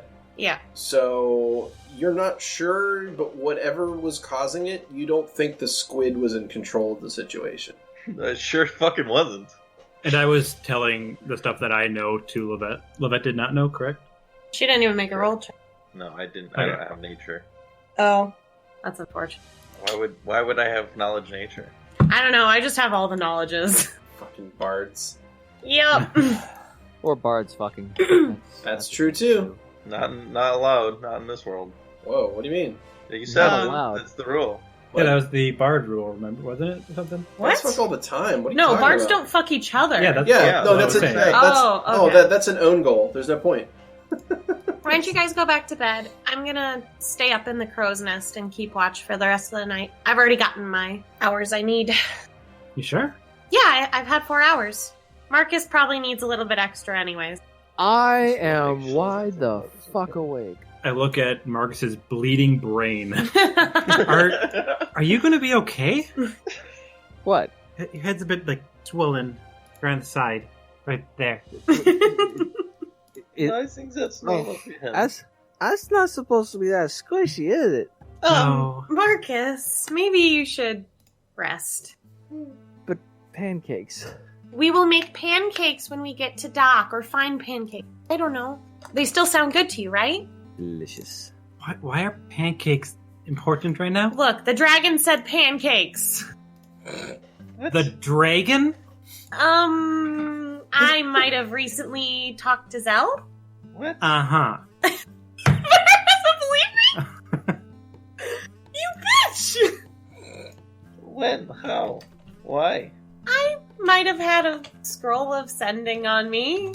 And he received it? Of course, I'm the protector. What did you use it to get? What information did you get out of that? Soul starts sweating profusely. So, It had something to do with Mark. Sure. So that was all very valuable. What would you use it for? It was my scroll. I bought it. Well, we could use it to contact Krona if we lose contact with him. Soul, I have a walnut from him. Soul, Somebody else that when we're in the dangerous place. Soul, make a perception check. Okay. 27. Yeah, you see something. I was going to PM it to you. Okay. What pancakes has to do? What does that have to do with anything? Is that one of the What? 25? What do you gotta get? What do you gotta get to pancakes? Marcus has bigger things than steaks and pancakes here. There is always time for pancakes. Can I ask No, why? there's not time for Do I anything. know which statement that happened for? Yeah, pretty much the previous conversation. Right. Yeah. For reference for the podcast, it was that Karis was acting a little suspicious and, well, choosing not to speak about anything that had happened. You just kind of zoned out, so. Okay, look. The scroll of sending is still mine. I spent a lot of money on it. I got information about Markus because I was concerned about him. Okay, sorry. No, and I'm not trying to be selfish. I just feel kind of isolated. I feel like we're running into somewhere where we're going to feel very alone.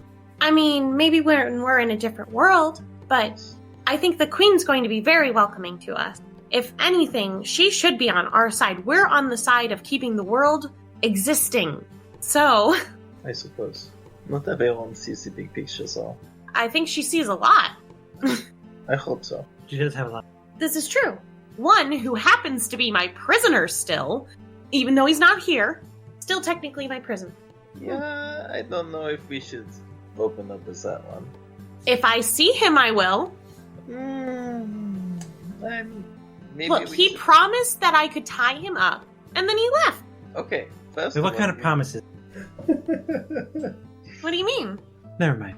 Okay. I'm just saying, we maybe want to negotiate. With what? What do we have to offer? Well, let's see. Yeah, Marcus, we're gonna get some pancakes. I figure out what we Negotiate have with to offer pancakes. on the morning. I'm going to go get some sleep.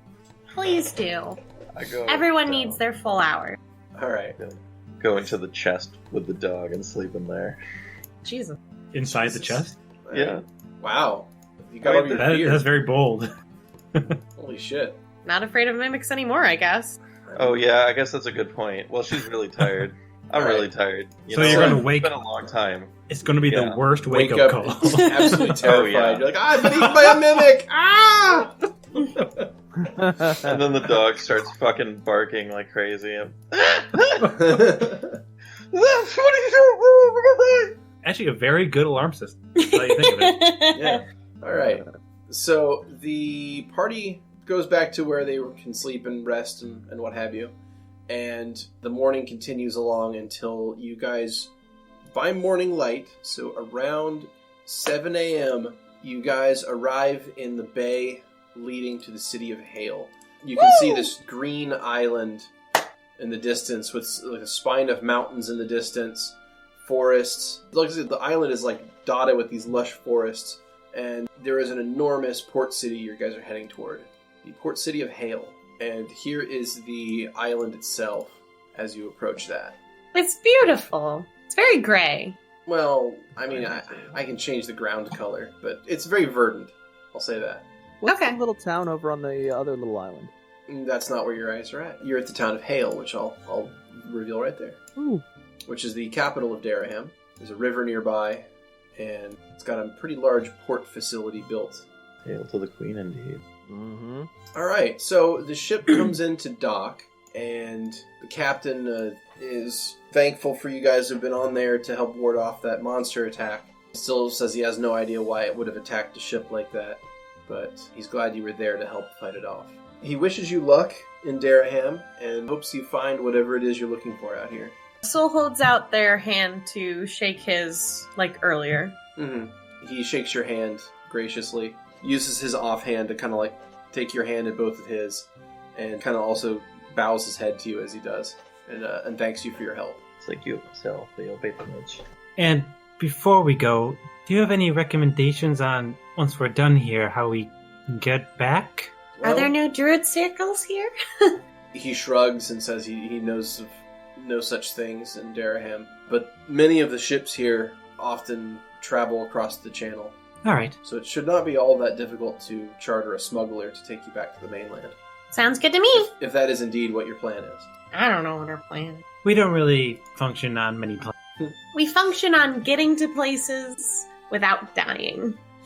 So, as you guys sort of look at the city itself, Hale is massive. It is one of the largest cities you guys have seen before. It's got a huge port complex, docks are extensive, there's ships all over the place. But what is also interesting about this place is the architecture and sort of ambient level of advancement. Seems a bit beyond what Vil had in it. The buildings here look more well put together and larger. Most of them are brick instead of being made of stucco and wood like they used to be in Vil. The buildings here tend to be taller and larger, and the people here are, most often they appear to be dressed in more heavy wool clothing. It's also winter time, so. Which we are in attire for. Yeah. Mm-hmm. But the streets are bustling. It is a very busy city. Interesting. You don't see any castles anywhere either. Oh, God, I'm gonna have to ask where the Queen's castle is. That's great. Where the Queen resides? How do I form this question, Vera? You're asking me this? Lovette! Oh, well, the ways you worded it are fine. I don't really know the language, so it might be... Yeah, but how would you ask someone, where do we find your queen? Like, who does I that? would say I seek an audience with the queen. Do you know where I should go for that? Okay, thank you. You're welcome. Wait, why wouldn't the other one work? Why not just Why is that ask so someone with a... Well, this person's very important to these people. They like some reverence, some flourishment. Vera rolls her eyes. Like, DM, unlike the city that we were in, do I notice multitudes of religions? You look around, you're still at the dock complex, so you don't really see a lot of religious buildings here. It's mostly warehouses and fisheries and things of that nature. So there's not really a whole lot of religious institutions on the docks. Okay. So I didn't know if I'd noticed anybody like the people. That is okay. Oh no, you don't notice anybody like the Inquisitors. There's nothing like that around here. Okay. So it appears that this area could very well be much more religiously tolerant than Parthenay. Okay, I'm gonna start looking for people, maybe like guards of some kind that look like they know where things are. All right. So you walk up and you see a man standing guard nearby. He's kind of a well-built individual. He's wearing a helm, so you can't really see his face, but he's wearing like what looks like guard attire. Okay. He's standing there. He's got a sword, like sort of slung at his hip, and he's got a hand resting on its hilt as he's kind of like looking the other direction. All right, here goes nothing. Excuse me. And you're speaking that in Village? Yeah. All right. The man turns your I way do. and says, "Ah, villains! We don't get many of your kind this way." Well, I'm not, but I know the language. I'm actually from the Emerald Forest. He gives out a greeting in Elvish. He says, it's a really rough hello, good day in Elvish. Oh, sweet man. Villainish is fine. We are currently seeking audience with the Queen, and we were wondering the best way to come into her court. Oh, you wish to see To the visit. Queen? Yes. What business do you have with our Queen? You lot look well armed. Oh, well, I'm a bard. This is a musical. Anyways, I have matters of Diplomatic. diplomatic matters that I need to discuss with her in order to ensure safety for people. Well, very well. I'll take you there myself. Thank you so much. He leads you guys west through the docks area. So you get to a main road, which, again, is bustling with activity. There's carriages, horse-drawn carts everywhere, people choking the streets. Like, this is a heavily populated city. It's also, like I said, it's very cold, and we're going to crank it up to 9 a.m. currently. It is pretty cold out, but there are still, like, food vendors with carts on the street, hawking food as you're walking. And Markus, you see someone selling pancakes. Kind of pancakes you talking about? They're a wheat-based pancake, and they are being sold as a hand food with a pad of honey on them. Honey? Mm-hmm. Okay, but syrup, where it's at? Are you gonna take that, Vera? Are you serious? Yeah. Trees. Duh. Yeah, total garbage. Oh, guys. Syrup can't even match half the taste of honey. Sorry, literally, honey is bug barf. Just saying. How about this? How about you get your trees to attack my fucking bee? You know, sometimes I would like to squeeze pineapple juice onto my pan. Quiet, Lovette.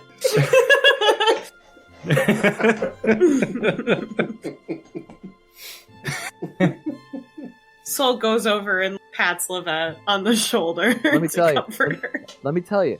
It's tree blood, alright? They are giving their blood to make concentrated sugar. Isn't that hurting That's the metal. trees? They make plenty of it, they're fine. Vera looks at Soul and just says, "That tentacle did a number on his head." What? Why are you looking at me? I'm not his parent. I'll also look at Skull. Markus, just get the damn pancakes. Sorry. Thank God it's not a waffle, because fuck waffles. Oh. Whoa! What did you just say, Zell? Okay. Pancakes is where it's at. Is Soul now upset? Yeah. You just haven't had a good gnomish waffle, okay? Of course, the gnomes eat waffles. But Yeah, of course they they would. Wouldn't Vil be down with waffle? Yeah, because of Belgium. Yeah. Yeah, it'd be more waffle based in Bill. Yes. What, Belgium suddenly German? Come on, guys. Well, What do you have a Belgian analog? Do I have a Benelux region analog? Yeah. No, I don't. I'm sorry. Alright, okay, we'll have sorry. Good vendor. Mhm. Tell me, how much are your delicious smelling pancakes? He says something in a language you don't understand.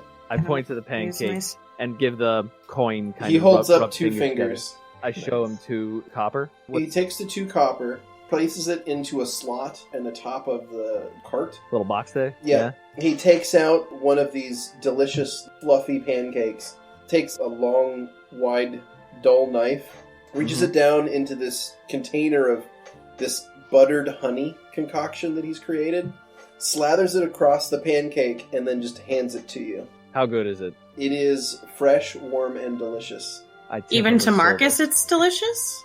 Yeah, even to Markus, it's delicious. Wow. I tip them a silver. You hand him a silver, and he takes it, places it in the slot, and makes you 5 more. Yeah. Not quite understanding what you're doing. He thinks you want to buy 5 more, so he just makes 5 more and hands them to the party. Pancakes for everybody. You can have mine, Markus. That's fine. But pancakes. These? Oh, do you want me to eat them? Yeah, they're for you. I mean, there's honey already on it, but I can always give you more. I wouldn't mind a little more. All right, and I'll start taking out some fresh honey from my apiary. Cool. You got it. Oh, there's Let's also honey. be clear, though. Let's also be clear. I, myself, love honey. I put that shit on everything. Markus, however. By the way, the guard kept walking. Oh, fuck. You didn't notice. Can I still see him at all? Nope. The streets are far too crowded. He is gone. Oh, Can I attempt to use a survival check to track him? Yeah, you can try to track him. Thank God for Vera. Well, you say that now. I mean, it's kind of crazy tax. Come on. Oh, Nat look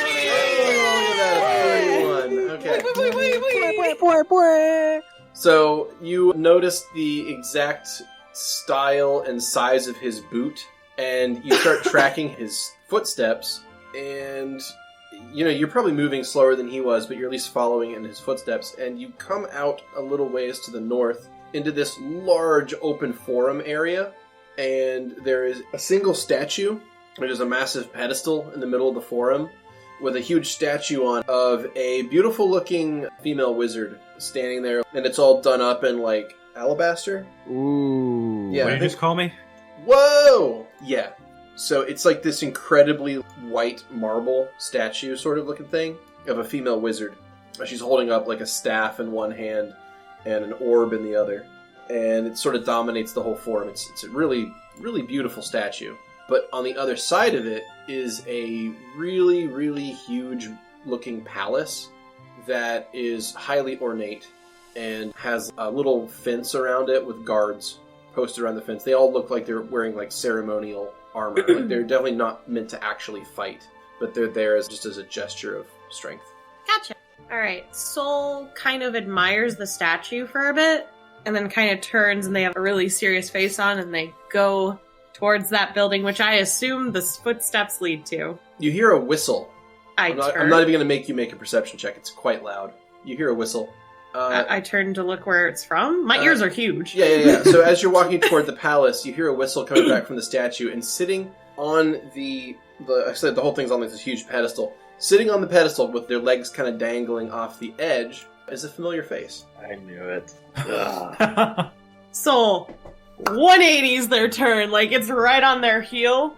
When they turn for the sound, it's a full turn now, instead of just a looking over. And they walk up, like, a little too hurriedly to him. Prisoner. Well, it's good to see all of you again. All Glad of you could make it. Yes, you and you and you and you and you. He points to each member of the party. How do you know that doesn't matter. I need to tie you up in rope. He laughs. Of course you do. You're here to see the queen, right? Yes, of course. Well, let's not waste any more time, shall we? Would you like some pancakes? He kind of looks at you guys like you're all kind of weird, and he's like, no thanks, I've already had breakfast. He kind of pushes himself off the pedestal and lands on the ground, kind of brushes his clothes a little bit, which, by the way, now he's wearing, instead of which was more Parthenian style dress, he's wearing essentially a long wool coat that's like a nice charcoal gray, and he has a cap that's very tall. It's a very tall hat. Soul kind of glares at him, but willingly follows. He'll walk up to you and, like, hold out an elbow for you to kind of link your arm in. Soul, like, turns their nose up for a second, but still takes his arm. So he walks you up to the front gate of the palace, where the ceremonial guards immediately recognize this guy and part and allow you all to pass. Oh, okay. This person's important. So you guys walk into this palace, and the front doors are about 20 feet tall, and they're inlaid like this hard, dark wood, inlaid with all this beautiful carving work, and it's all like done in like a nautical theme, so it's like this giant three-masted ship inlaid across this door. Doors are opened for you guys, and you walk inside, and it has this massive vaulted ceiling lobby sort of space in the palace. And as you look around, you see that even at 9 a.m., this palace is a flurry of activity. There are people going every which way. There's folks holding notes. There's missives being moved around. There's sort of a hush tone to the whole place. No one really speaks above a polite conversational tone. So it's sort of kind of muted in the room a little bit. So it's oddly quiet for how many people are here and how busy the place looks. But he walks you guys inside, and he turns and says, "Well, Queen is just ahead. The throne room is just beyond there." He points like dead back far on the other side of the lobby area. So if you were to continue straight basically through all this mess, he says, "The intelligence services offices are over on this side, and the administration offices are on that side. So when you're all done, you can find me over in the intelligence services." Oh, alright. And you won't run away randomly? I have no reason to. You're in my territory. What's that supposed to mean? He kind of gives you a smile. You'll have to find out. He gives you a wink as he turns and walks away. Prisoners. Alright, guys. You ready for this? So say we don't go into his intelligence office afterwards. I mean, what's he going to do? I mean, if he's part of the intelligence office, he must know a lot of things. Well, I think that this is probably kept out of even though. Well, I don't know. This seems like maybe a bit above government intelligence type of thing. Which would benefit us, right? Well, I mean to say, I don't think he knows anything about other worlds. That's why we're going to see the Queen first. Yeah, alright. Well, let's do that. Alright, guys.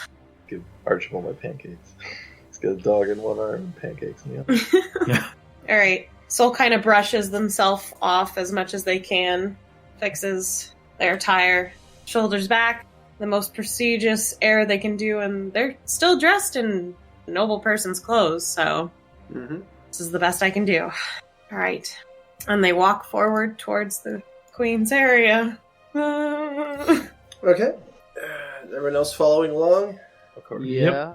Alright. Markus right behind Soul. So you guys continue on. You get to the far end of the main lobby area. There is a small garden, courtyard, and then beyond that is probably what was told you as a throne room. So you cross across this rose garden. Make a perception check, everyone, as you're crossing. Yay, my favorite check. That is a 30. Okay, you hear the sound of dogs 31. barking. You hear the sound of dogs barking, like small dogs. Looking, Oh my god. Looking over in the rose garden, you can see a small, I would almost describe it as a herd of tiny dogs. Oh my god. Oh, I can't believe you. There are servants out there that are currently interacting with them, like feeding them and playing with them, giving them some sort of morning activity, but there's got to be at least 20 of the little things. Are these? Yeah, they appear to be corgis, yes. This was a will save. Okay. You Well, pass. for me not to run Lovette. over and go pet those puppers. Lovette, hear me out. Throw away the other dog. And get like 7 of these ones. Slow away the bees. But Jill wants to make some new friends. I don't know if that's sort of stepping on downs, but I think the dogs would decide. Decide who the winner. Decide who survives. Soul just thinks the dogs are cute, but they've got mission in mind, kind of, so Yeah. they're kind of blinded right now. All right.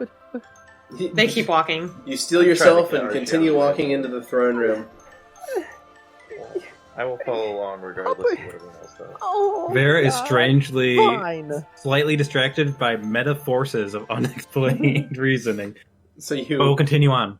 you walk into the throne room, and it is this room designed to make you feel small. The throne itself is up on a raised dais. There's almost no one else in the room, and sitting on the throne is a solitary and dark figure that you can barely make out any detail. I would absolutely love it if it's a little corgi up on there. I don't. I'd be pretty upset. You hear a voice, both even and calm, but yet commanding, say, "Approach." Soul approaches. Markus Right. follows Wait, closely I behind. believe. You walk across this large space, this large room, and as you approach, you see that the dark figure is not necessarily poorly illuminated. It's actually some sort of magical effect playing across this form in some way or another. You're not exactly sure this far away, but you do notice that there is some sort of darkness clinging to it, not necessarily a lack of light in the area. Okay. But as you approach, you do see glimpses of lighter bits and possibly bone as you get I have a near. question. Yes. Is every footstep have that really loud, echoey Oh click yeah, noise pretty much? because it's straight up marble floor, so your footfalls are echoing through the room. Ooh, Oh yeah, and Yeah. Lovette drags her feet a little bit, so that sounds great. So each of our footsteps are very different from how we walk. So normally Soul has a very relaxed walk cycle, but currently it's a very presumptuous like thud. They're walking with purpose. Okay. Talking to themselves in their head, they're like, let's do this. Who demand? You demand. Who demand? You demand. Markus wants to offer the Queen some pancakes, but he thinks better of it. Dear. Alright, so Markus you still has guys... the pancakes with him. I imagine the pancakes have already been eaten at this point. So you move closer to the dais, and as you do, the shadowy lack of light sort of recedes, and you see this figure sitting on the throne before you. Should that be a shadow Really? corgi instead? It appears whatever the shadow thing is, it does have dog-like eyes, and it's currently perched on this skeletal figure's shoulder. Its skull tilts to the side and says, "To what do I owe the privilege of your visit?" Privilege. Okay. We are privileged to meet you, my lady, but we humbly request your assistance. Soul bows down. Or kneels down, actually. Mhm. As far as they can go. Okay, Soul kneels. The rest of the party stands there awkwardly. Well, I'll bow. I'm not going to Okay. kneel, but I'll bow. I butler bow. Vera's just standing there. Markus is more just very perplexed. Karis has a look of contempt. Content? Yeah, Oh no. yeah. I don't know if you guys remember Karis' stance on intelligent undead. Yeah, I saw this coming. Swipe left. Swipe left. Yeah, the stance is to swipe left.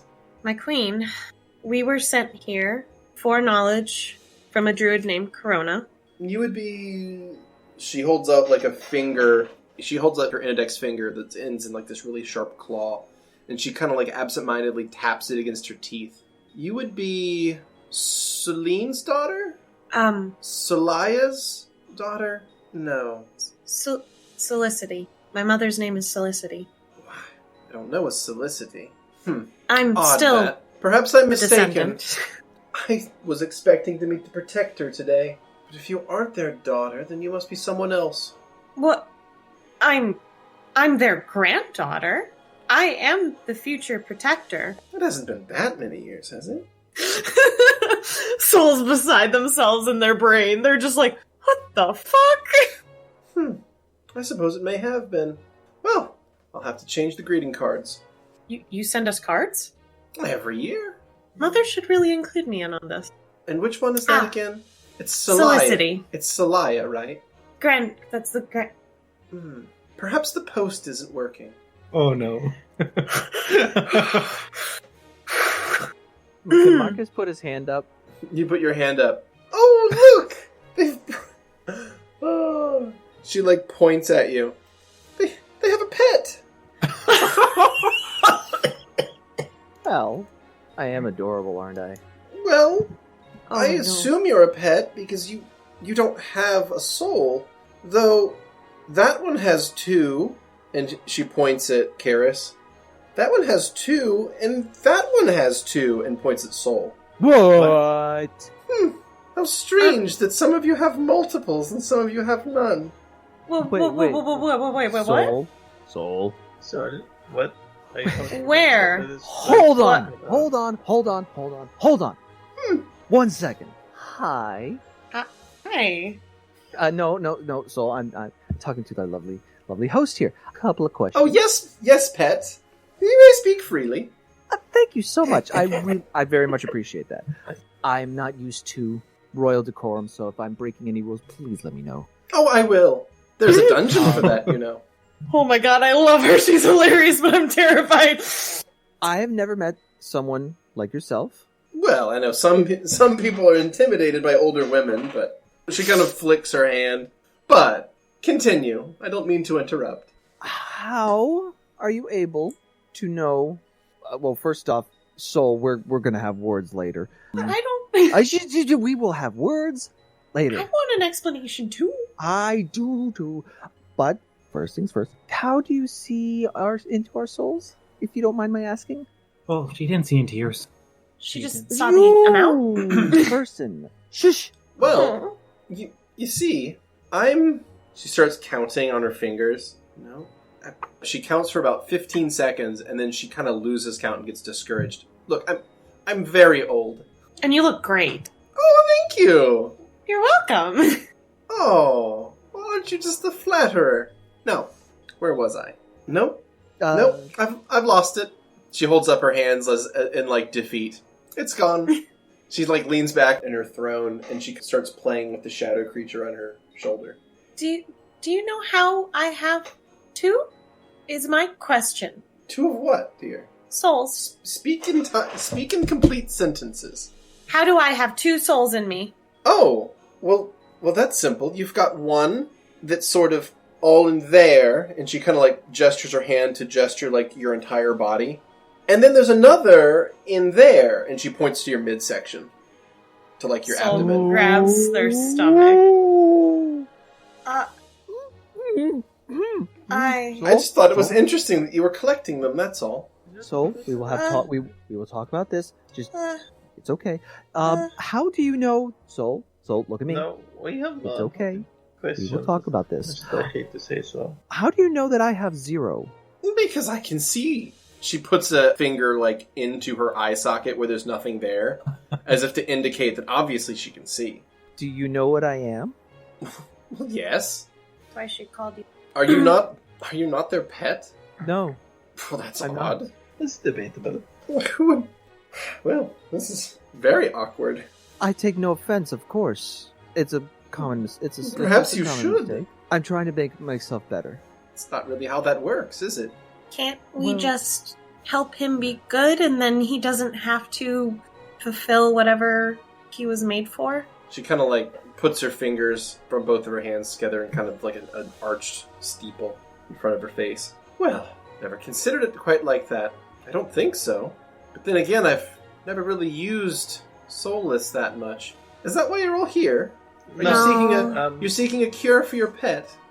We It's are not here for something later. She turns her hand over. It's not really a cure per se, since there's nothing really wrong with it. It's functioning as intended. It looks a little scrawny, though. Are you eating, dear? I've chosen not to. I want to be me. Markus, I realize it's important to you, but we are here for something else. My lady, does the name... Oh, no!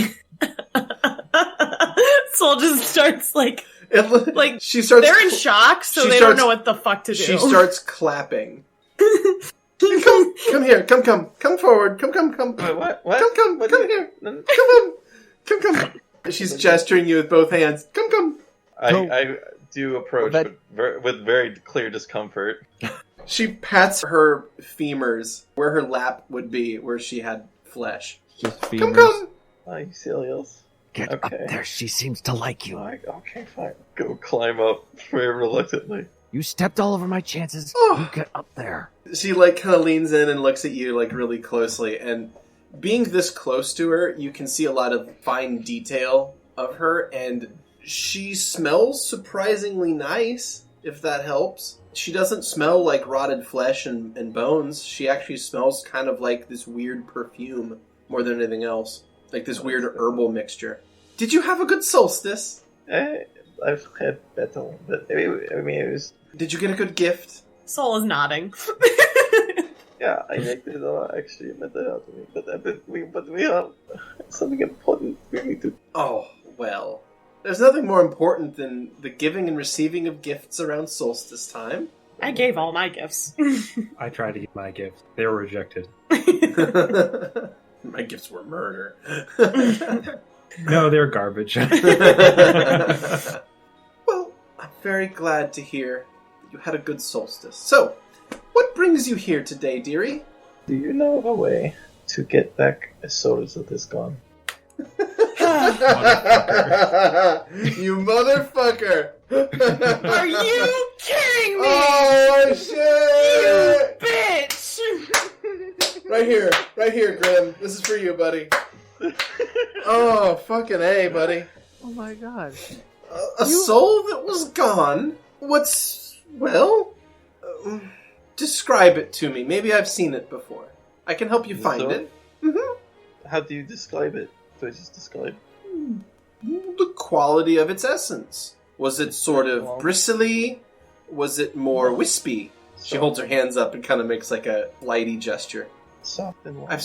Soft and warm. Kind of like my friend here. And she nuzzles that shadow thing on her shoulder. Well, I haven't seen one like that recently. But if one comes up, I'll let you know. I don't know if you will see it. Well, why is that? Perhaps another time. We need your help to help you. thought that's what we were doing already. Very well, what else do you need? I'm sorry. Does the name Glau mean anything to you? She kind of like tastes the air, like she's smelling something. No, it does not. Should it? What was his name before? Oh, I'll pull out the book, find out. I'll bust out his journal and see if it says anywhere. Does it? That was his family name. Yeah. Okay. No, I do not know of anyone by that name. Should I have? Is this someone I met and forgot? That would be terribly embarrassing. He's one of the 8. Doesn't sound familiar to me. Soul just stands up. Do you remember Kelowna? Chap with a lot of... Is he the one with the large beard? He has vines growing all over him. Oh, no. No, the bearded one's different. No. The vine... Yes, the vine one. I think I remember him. He must be dead by this point. It's been many years. He's very much so alive. He's like practically a tree himself. Are you sure? I can bring him here if you want. It's already a bit crowded, if you ask me. Soul grabs onto their shirt that's near their stomach. Well, about... She sort of like trails off. I think we need to go to a different world to find someone named Teresa and either bring her here or bring what remains of her here. Different I don't world? know. She makes a flip gesture with her hand. That's quite impossible. There's a barrier, you know. Yes, I do! I'm part of it! Oh! Are you Selea's daughter? Yes! Well, it's nice to meet you. It's very nice to meet you too, Your Highness. You look great. Oh, well, thank you.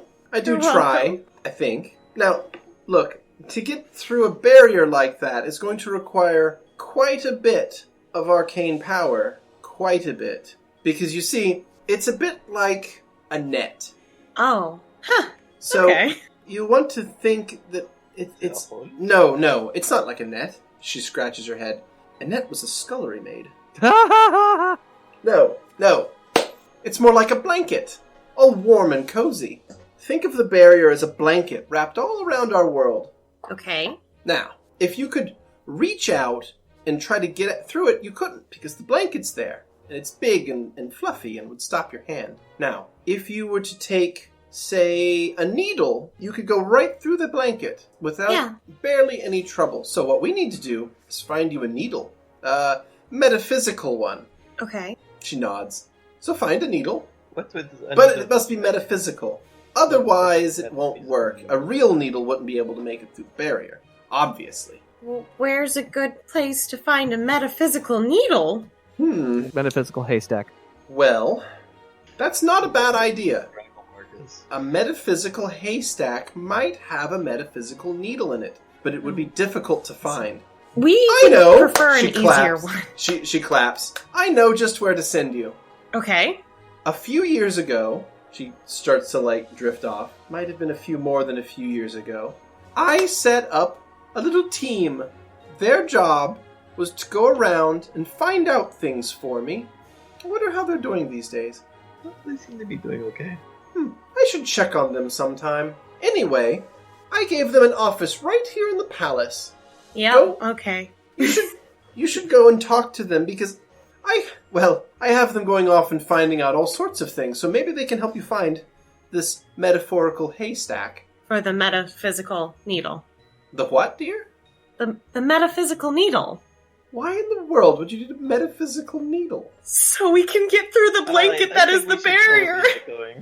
Blankets are made of cotton or wool. Barriers are made of magic, dear. And I do know a thing or two about magic. Well, yes, but to do that, you would need something made of MacGuffinite. Look, I'm pregnant. I'm freaking out, okay? What? You are? What? Congratulations, dear! She, pushes the gnome off of her lap. Ah, That's so good to hear. Why, the world could always use nice elves. Besides, I have a name thought up for your daughter. You should name her Solicity. So, Luna, okay. I'm glad it's settled. Solicity it is. It's a daughter? I have a... What? This is a daughter. I can't really tell that. Oh, okay. Sorry. That's okay. Didn't mean It to just get solves your... a lot of I didn't mean to get your hopes up, I suppose. I thought your entire dynasty were daughters. Can you even have sons? She scratches her head. I suppose you could. Maybe they just don't write about the sons. No, they don't, because they don't... Actually, that's not really that important. Strange. Okay, I'm gonna... May I be excused, Your Highness? Well, I suppose so, but we were just starting to have a chat. I was going to order tea for us soon. But, very well. Be gone. All of you, be gone. Soul runs. No. She waves her hand, and you guys are back out in the rose garden. Soul's still running. Markus is livid. Oh. But not living. Markus is absolutely livid at Lovette.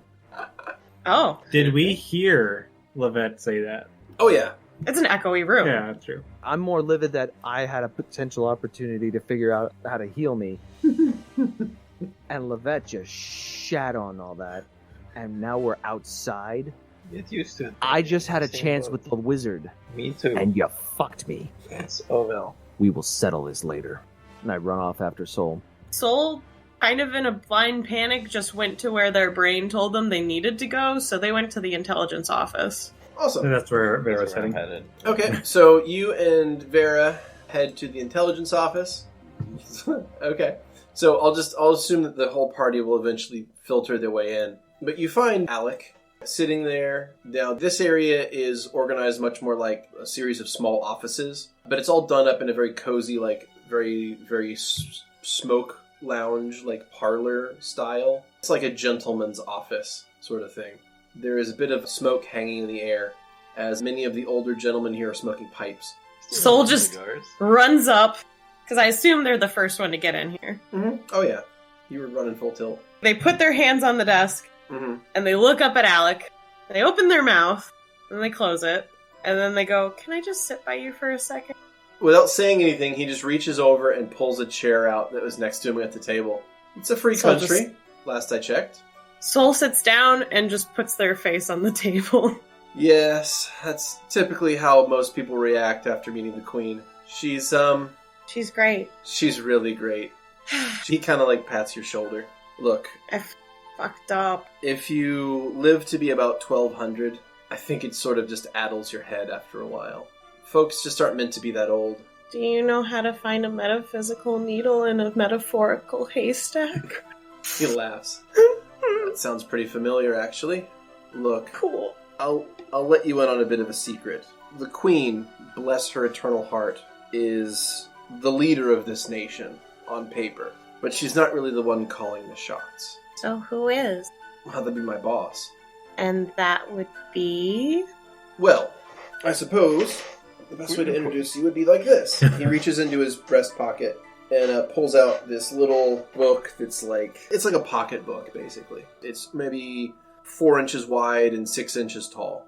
Maybe a 1/4 inch thick. Leather bound. And he plops it on the table in front of you. These, he taps it, are given to every single spy in the intelligence services. Go ahead, open it up. Soul looks concerned, but slowly opens it up. It's quite safe, I assure you. I open it. You open it and you find a blank book. There are many pages inside, but there is nothing written on any of them. Can I use my detect magic eye? Mm-hmm. Oh yeah. It is brimming with divination magic. Alright. How do you use it? He pushes an ink pen, or like a quill and a bottle of ink toward you. Just like any other book. I have written every single thing I have ever done in the intelligence services. Every bit of information, every bit of intelligence, every interaction I've had, every contact I've made, every appointment I've held in that book. So, after we're done talking, you're going to write about this? Of course. It's my duty. Okay. But, as you can see, my book doesn't keep anything in it. It sends it. He nods, smiles. Yes, it does. It sends it directly to my boss. Come with me. He picks it up, puts it back in his breast pocket, stands up. Soul follows him. They're like, fucking, at least something's making sense currently. They kind of look back to make sure everyone's coming in, finally? Mm-hmm. Yeah, the rest of the party's filtered in at this point. Okay. So he leads you guys into another chamber, and it's kind of a library in here. There's little books all around the walls. There's big shelves, like 4-tiered tall, with ladders on them. I mean, it's a nice library.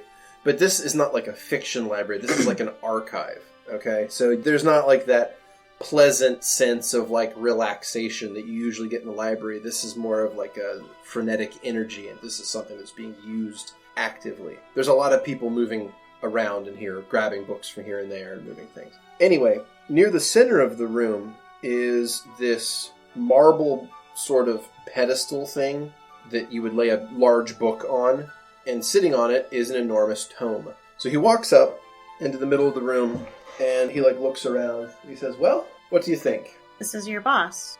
So, the queen, back before she became a little addled, came up with the idea of starting an intelligence service.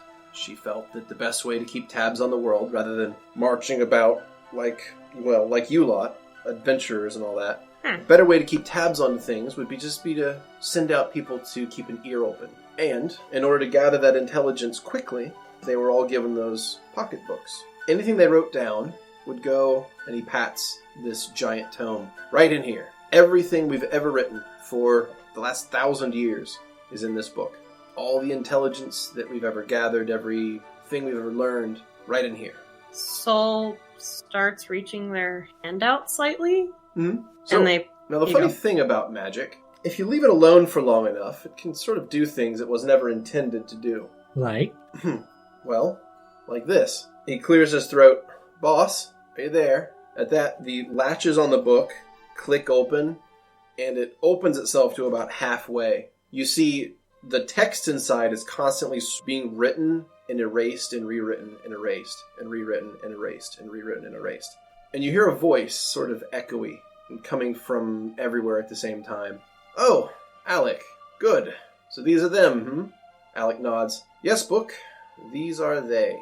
Just as written and delivered as promised. Whoa, wait. We were your mission? Alec gives you a smile. You tricked me. He shrugs and then bows. Guilty as charged. Why? Now, I believe you have to have an audience with the leader of our nation. He gestures his head toward the massive tome. And when I say massive, it is massive. It's probably like... bigger than my head? Yeah, it's like a 6-foot tall book. When fully opened, it's like more than 12 feet wide. It's huge. Alright. How do I refer to you? Oh, the name's Book, dear. Hello, Book. Just a book. It's nice to meet you. I suppose it would be. You are, in fact, looking for a way to pierce the veil between worlds. It won't hurt the barrier, will it? Oh, certainly not. Okay. You could think of it as more of like a blanket. And if you were to move a needle through it, you wouldn't really damage the blanket in any way. At least not in any appreciable way. But to do something, you would need to harness quite a bit of arcane power. The only way that I could figure you could do that would be to gather a fair bit of MacGuffinite. Now, the only form of MacGuffinite raw vein that I know of is, well, it's quite a way far from here. You'll need to travel. What? Why, pal? I would nod if I could, but as you can see, I have no head. So, I'll simply lay it out. You'll need to travel there. Now, we'll arrange transport for you. No worries there. Your goals are our goals, much aligned. We want to stop the 8 as much as you do. Thank you. Okay, yes. Wonderful. I assume you were all sent by Corona, of course. There are many corroborating reports of you having dealings with him. Stands to reason. He's a nice guy. He's quite old and appears in many entries in this. Anyway.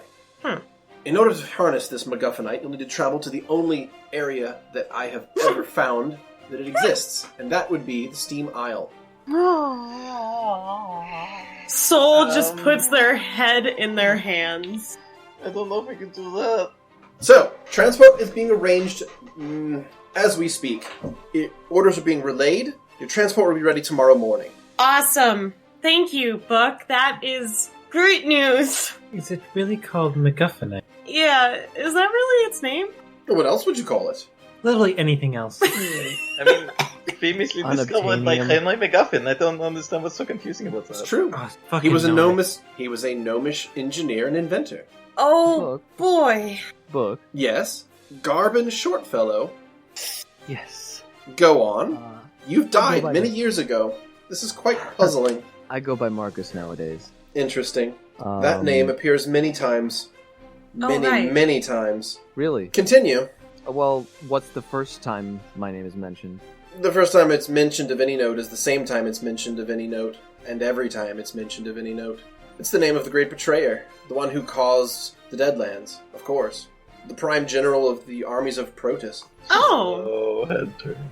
Yeah, same with Soul on this one. Again, these are ancient stories.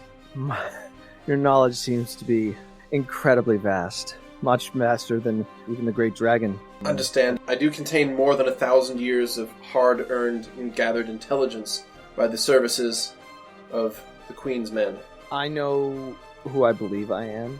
I don't want to be, and I'm fairly certain you understand what I am. Well, not what this body is. Well, it appears to be the shell of Garb and Shortfellows. You claim to be one named Markus. You appear to have no soul. Previous reports of you mentioned that you have consumed... Well, I'll not get into the nitty-gritties of it. But maybe you should just... What Clappy. is it possible? I don't want to be whatever who made me wants me to do. I just want to be me. I want, for lack of a better term, autonomy.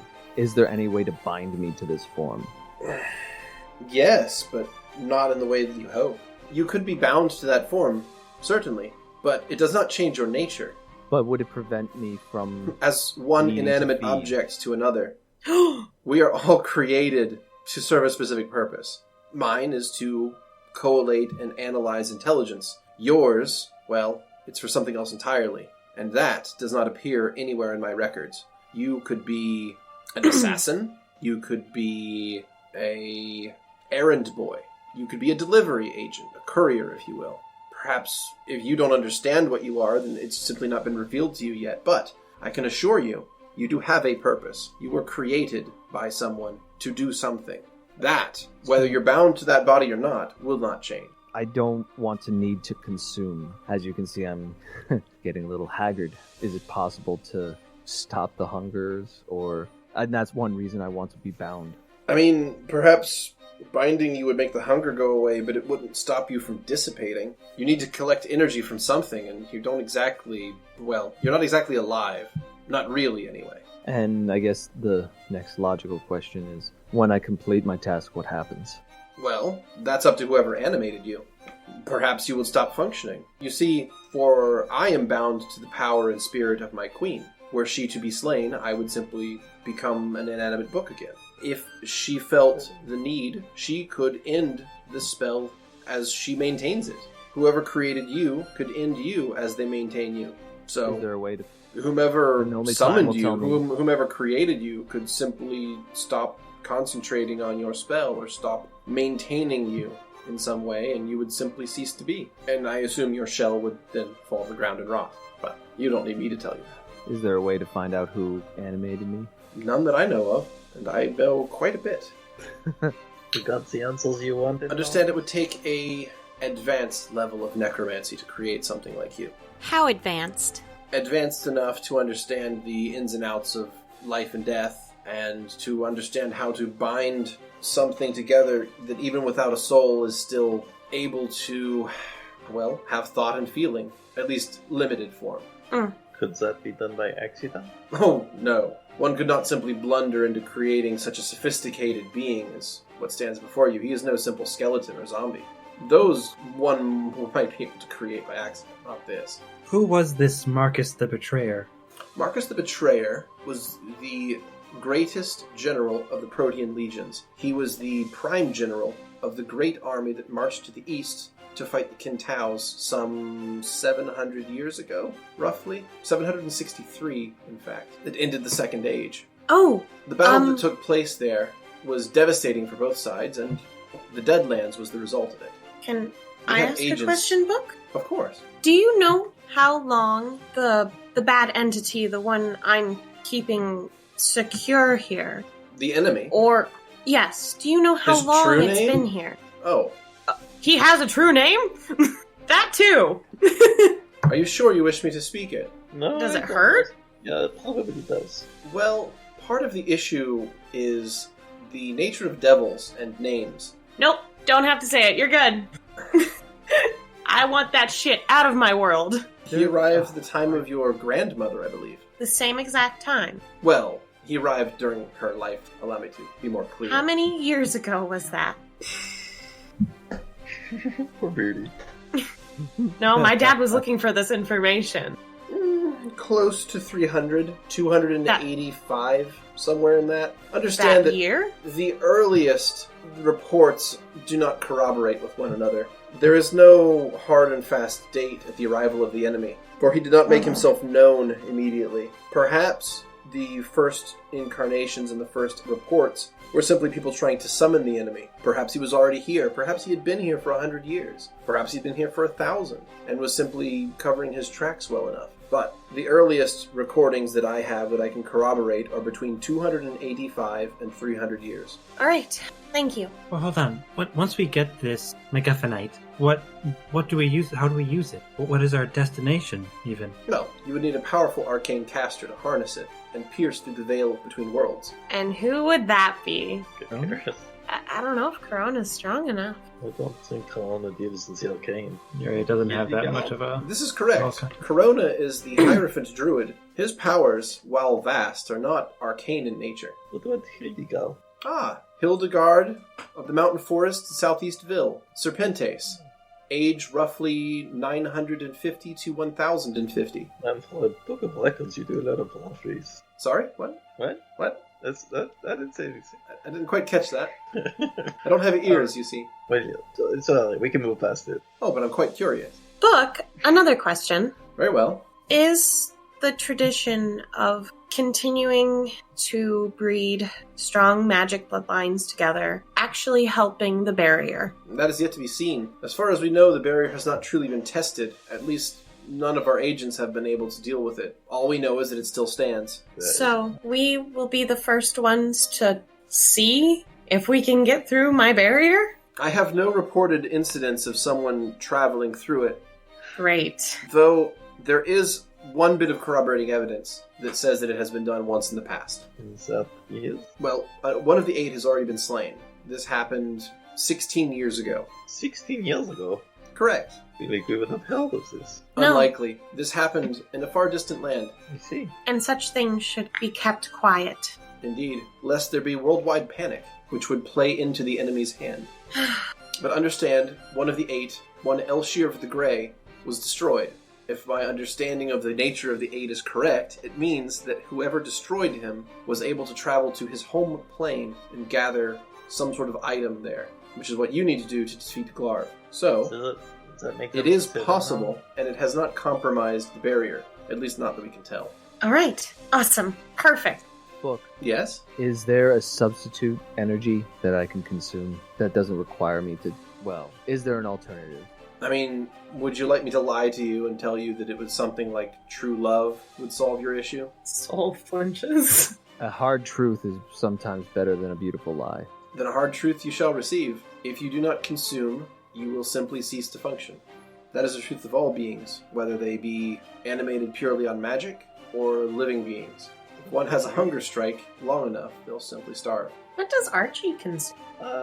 Archibald is linked. Is what? Archibald. Wait, who made Archibald? Archibald was constructed by your grandfather, And why does he work for me and not for anyone else? because he is linked to you. How? Why? Archibald is bound to your essence. What? Did you do that? Was that my grandfather's intention? Possibly. It was not recorded. Is Archie alive? Technically speaking, I suppose yes.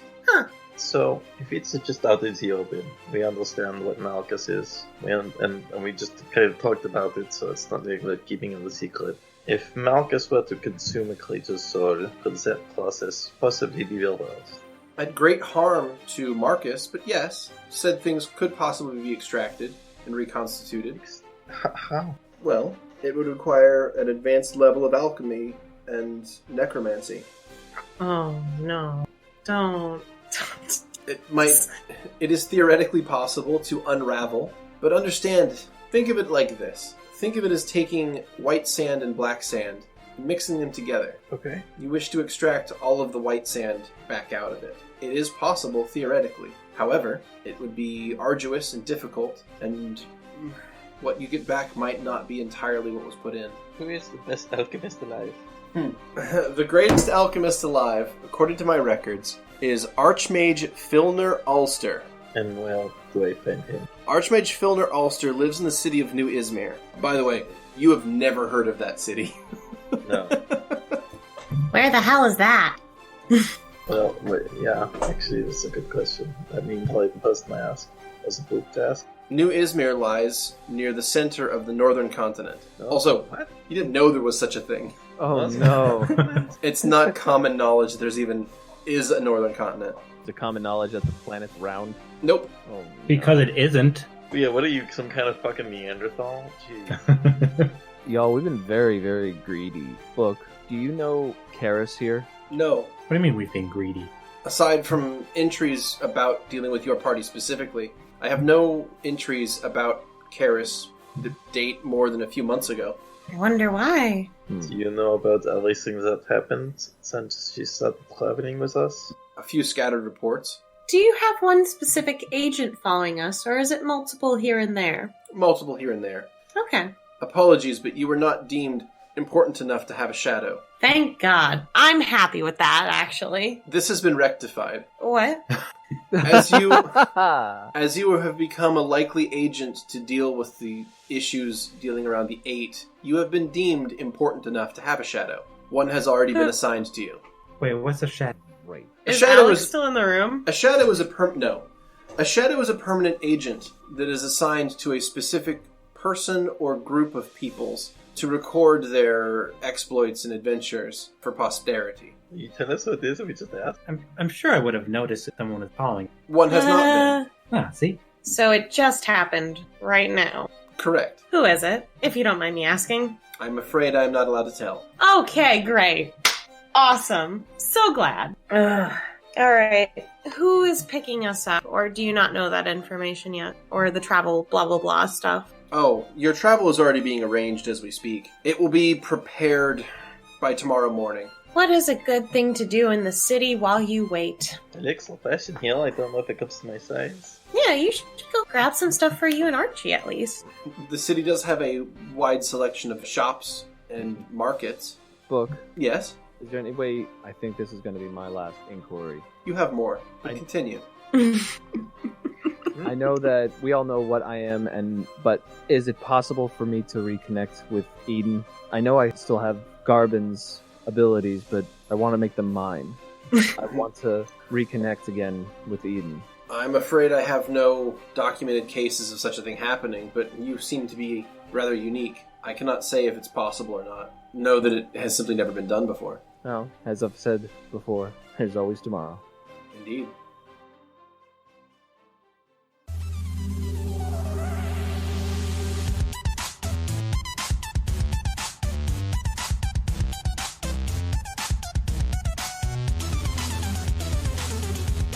Thanks for listening. As always, special thanks to Protagonist for the theme music, and Emily Roll for Fantasy for this episode's soundtrack. Please leave a like or subscribe if you want to see more content like this, and leave a comment if you have any suggestions. Until next time.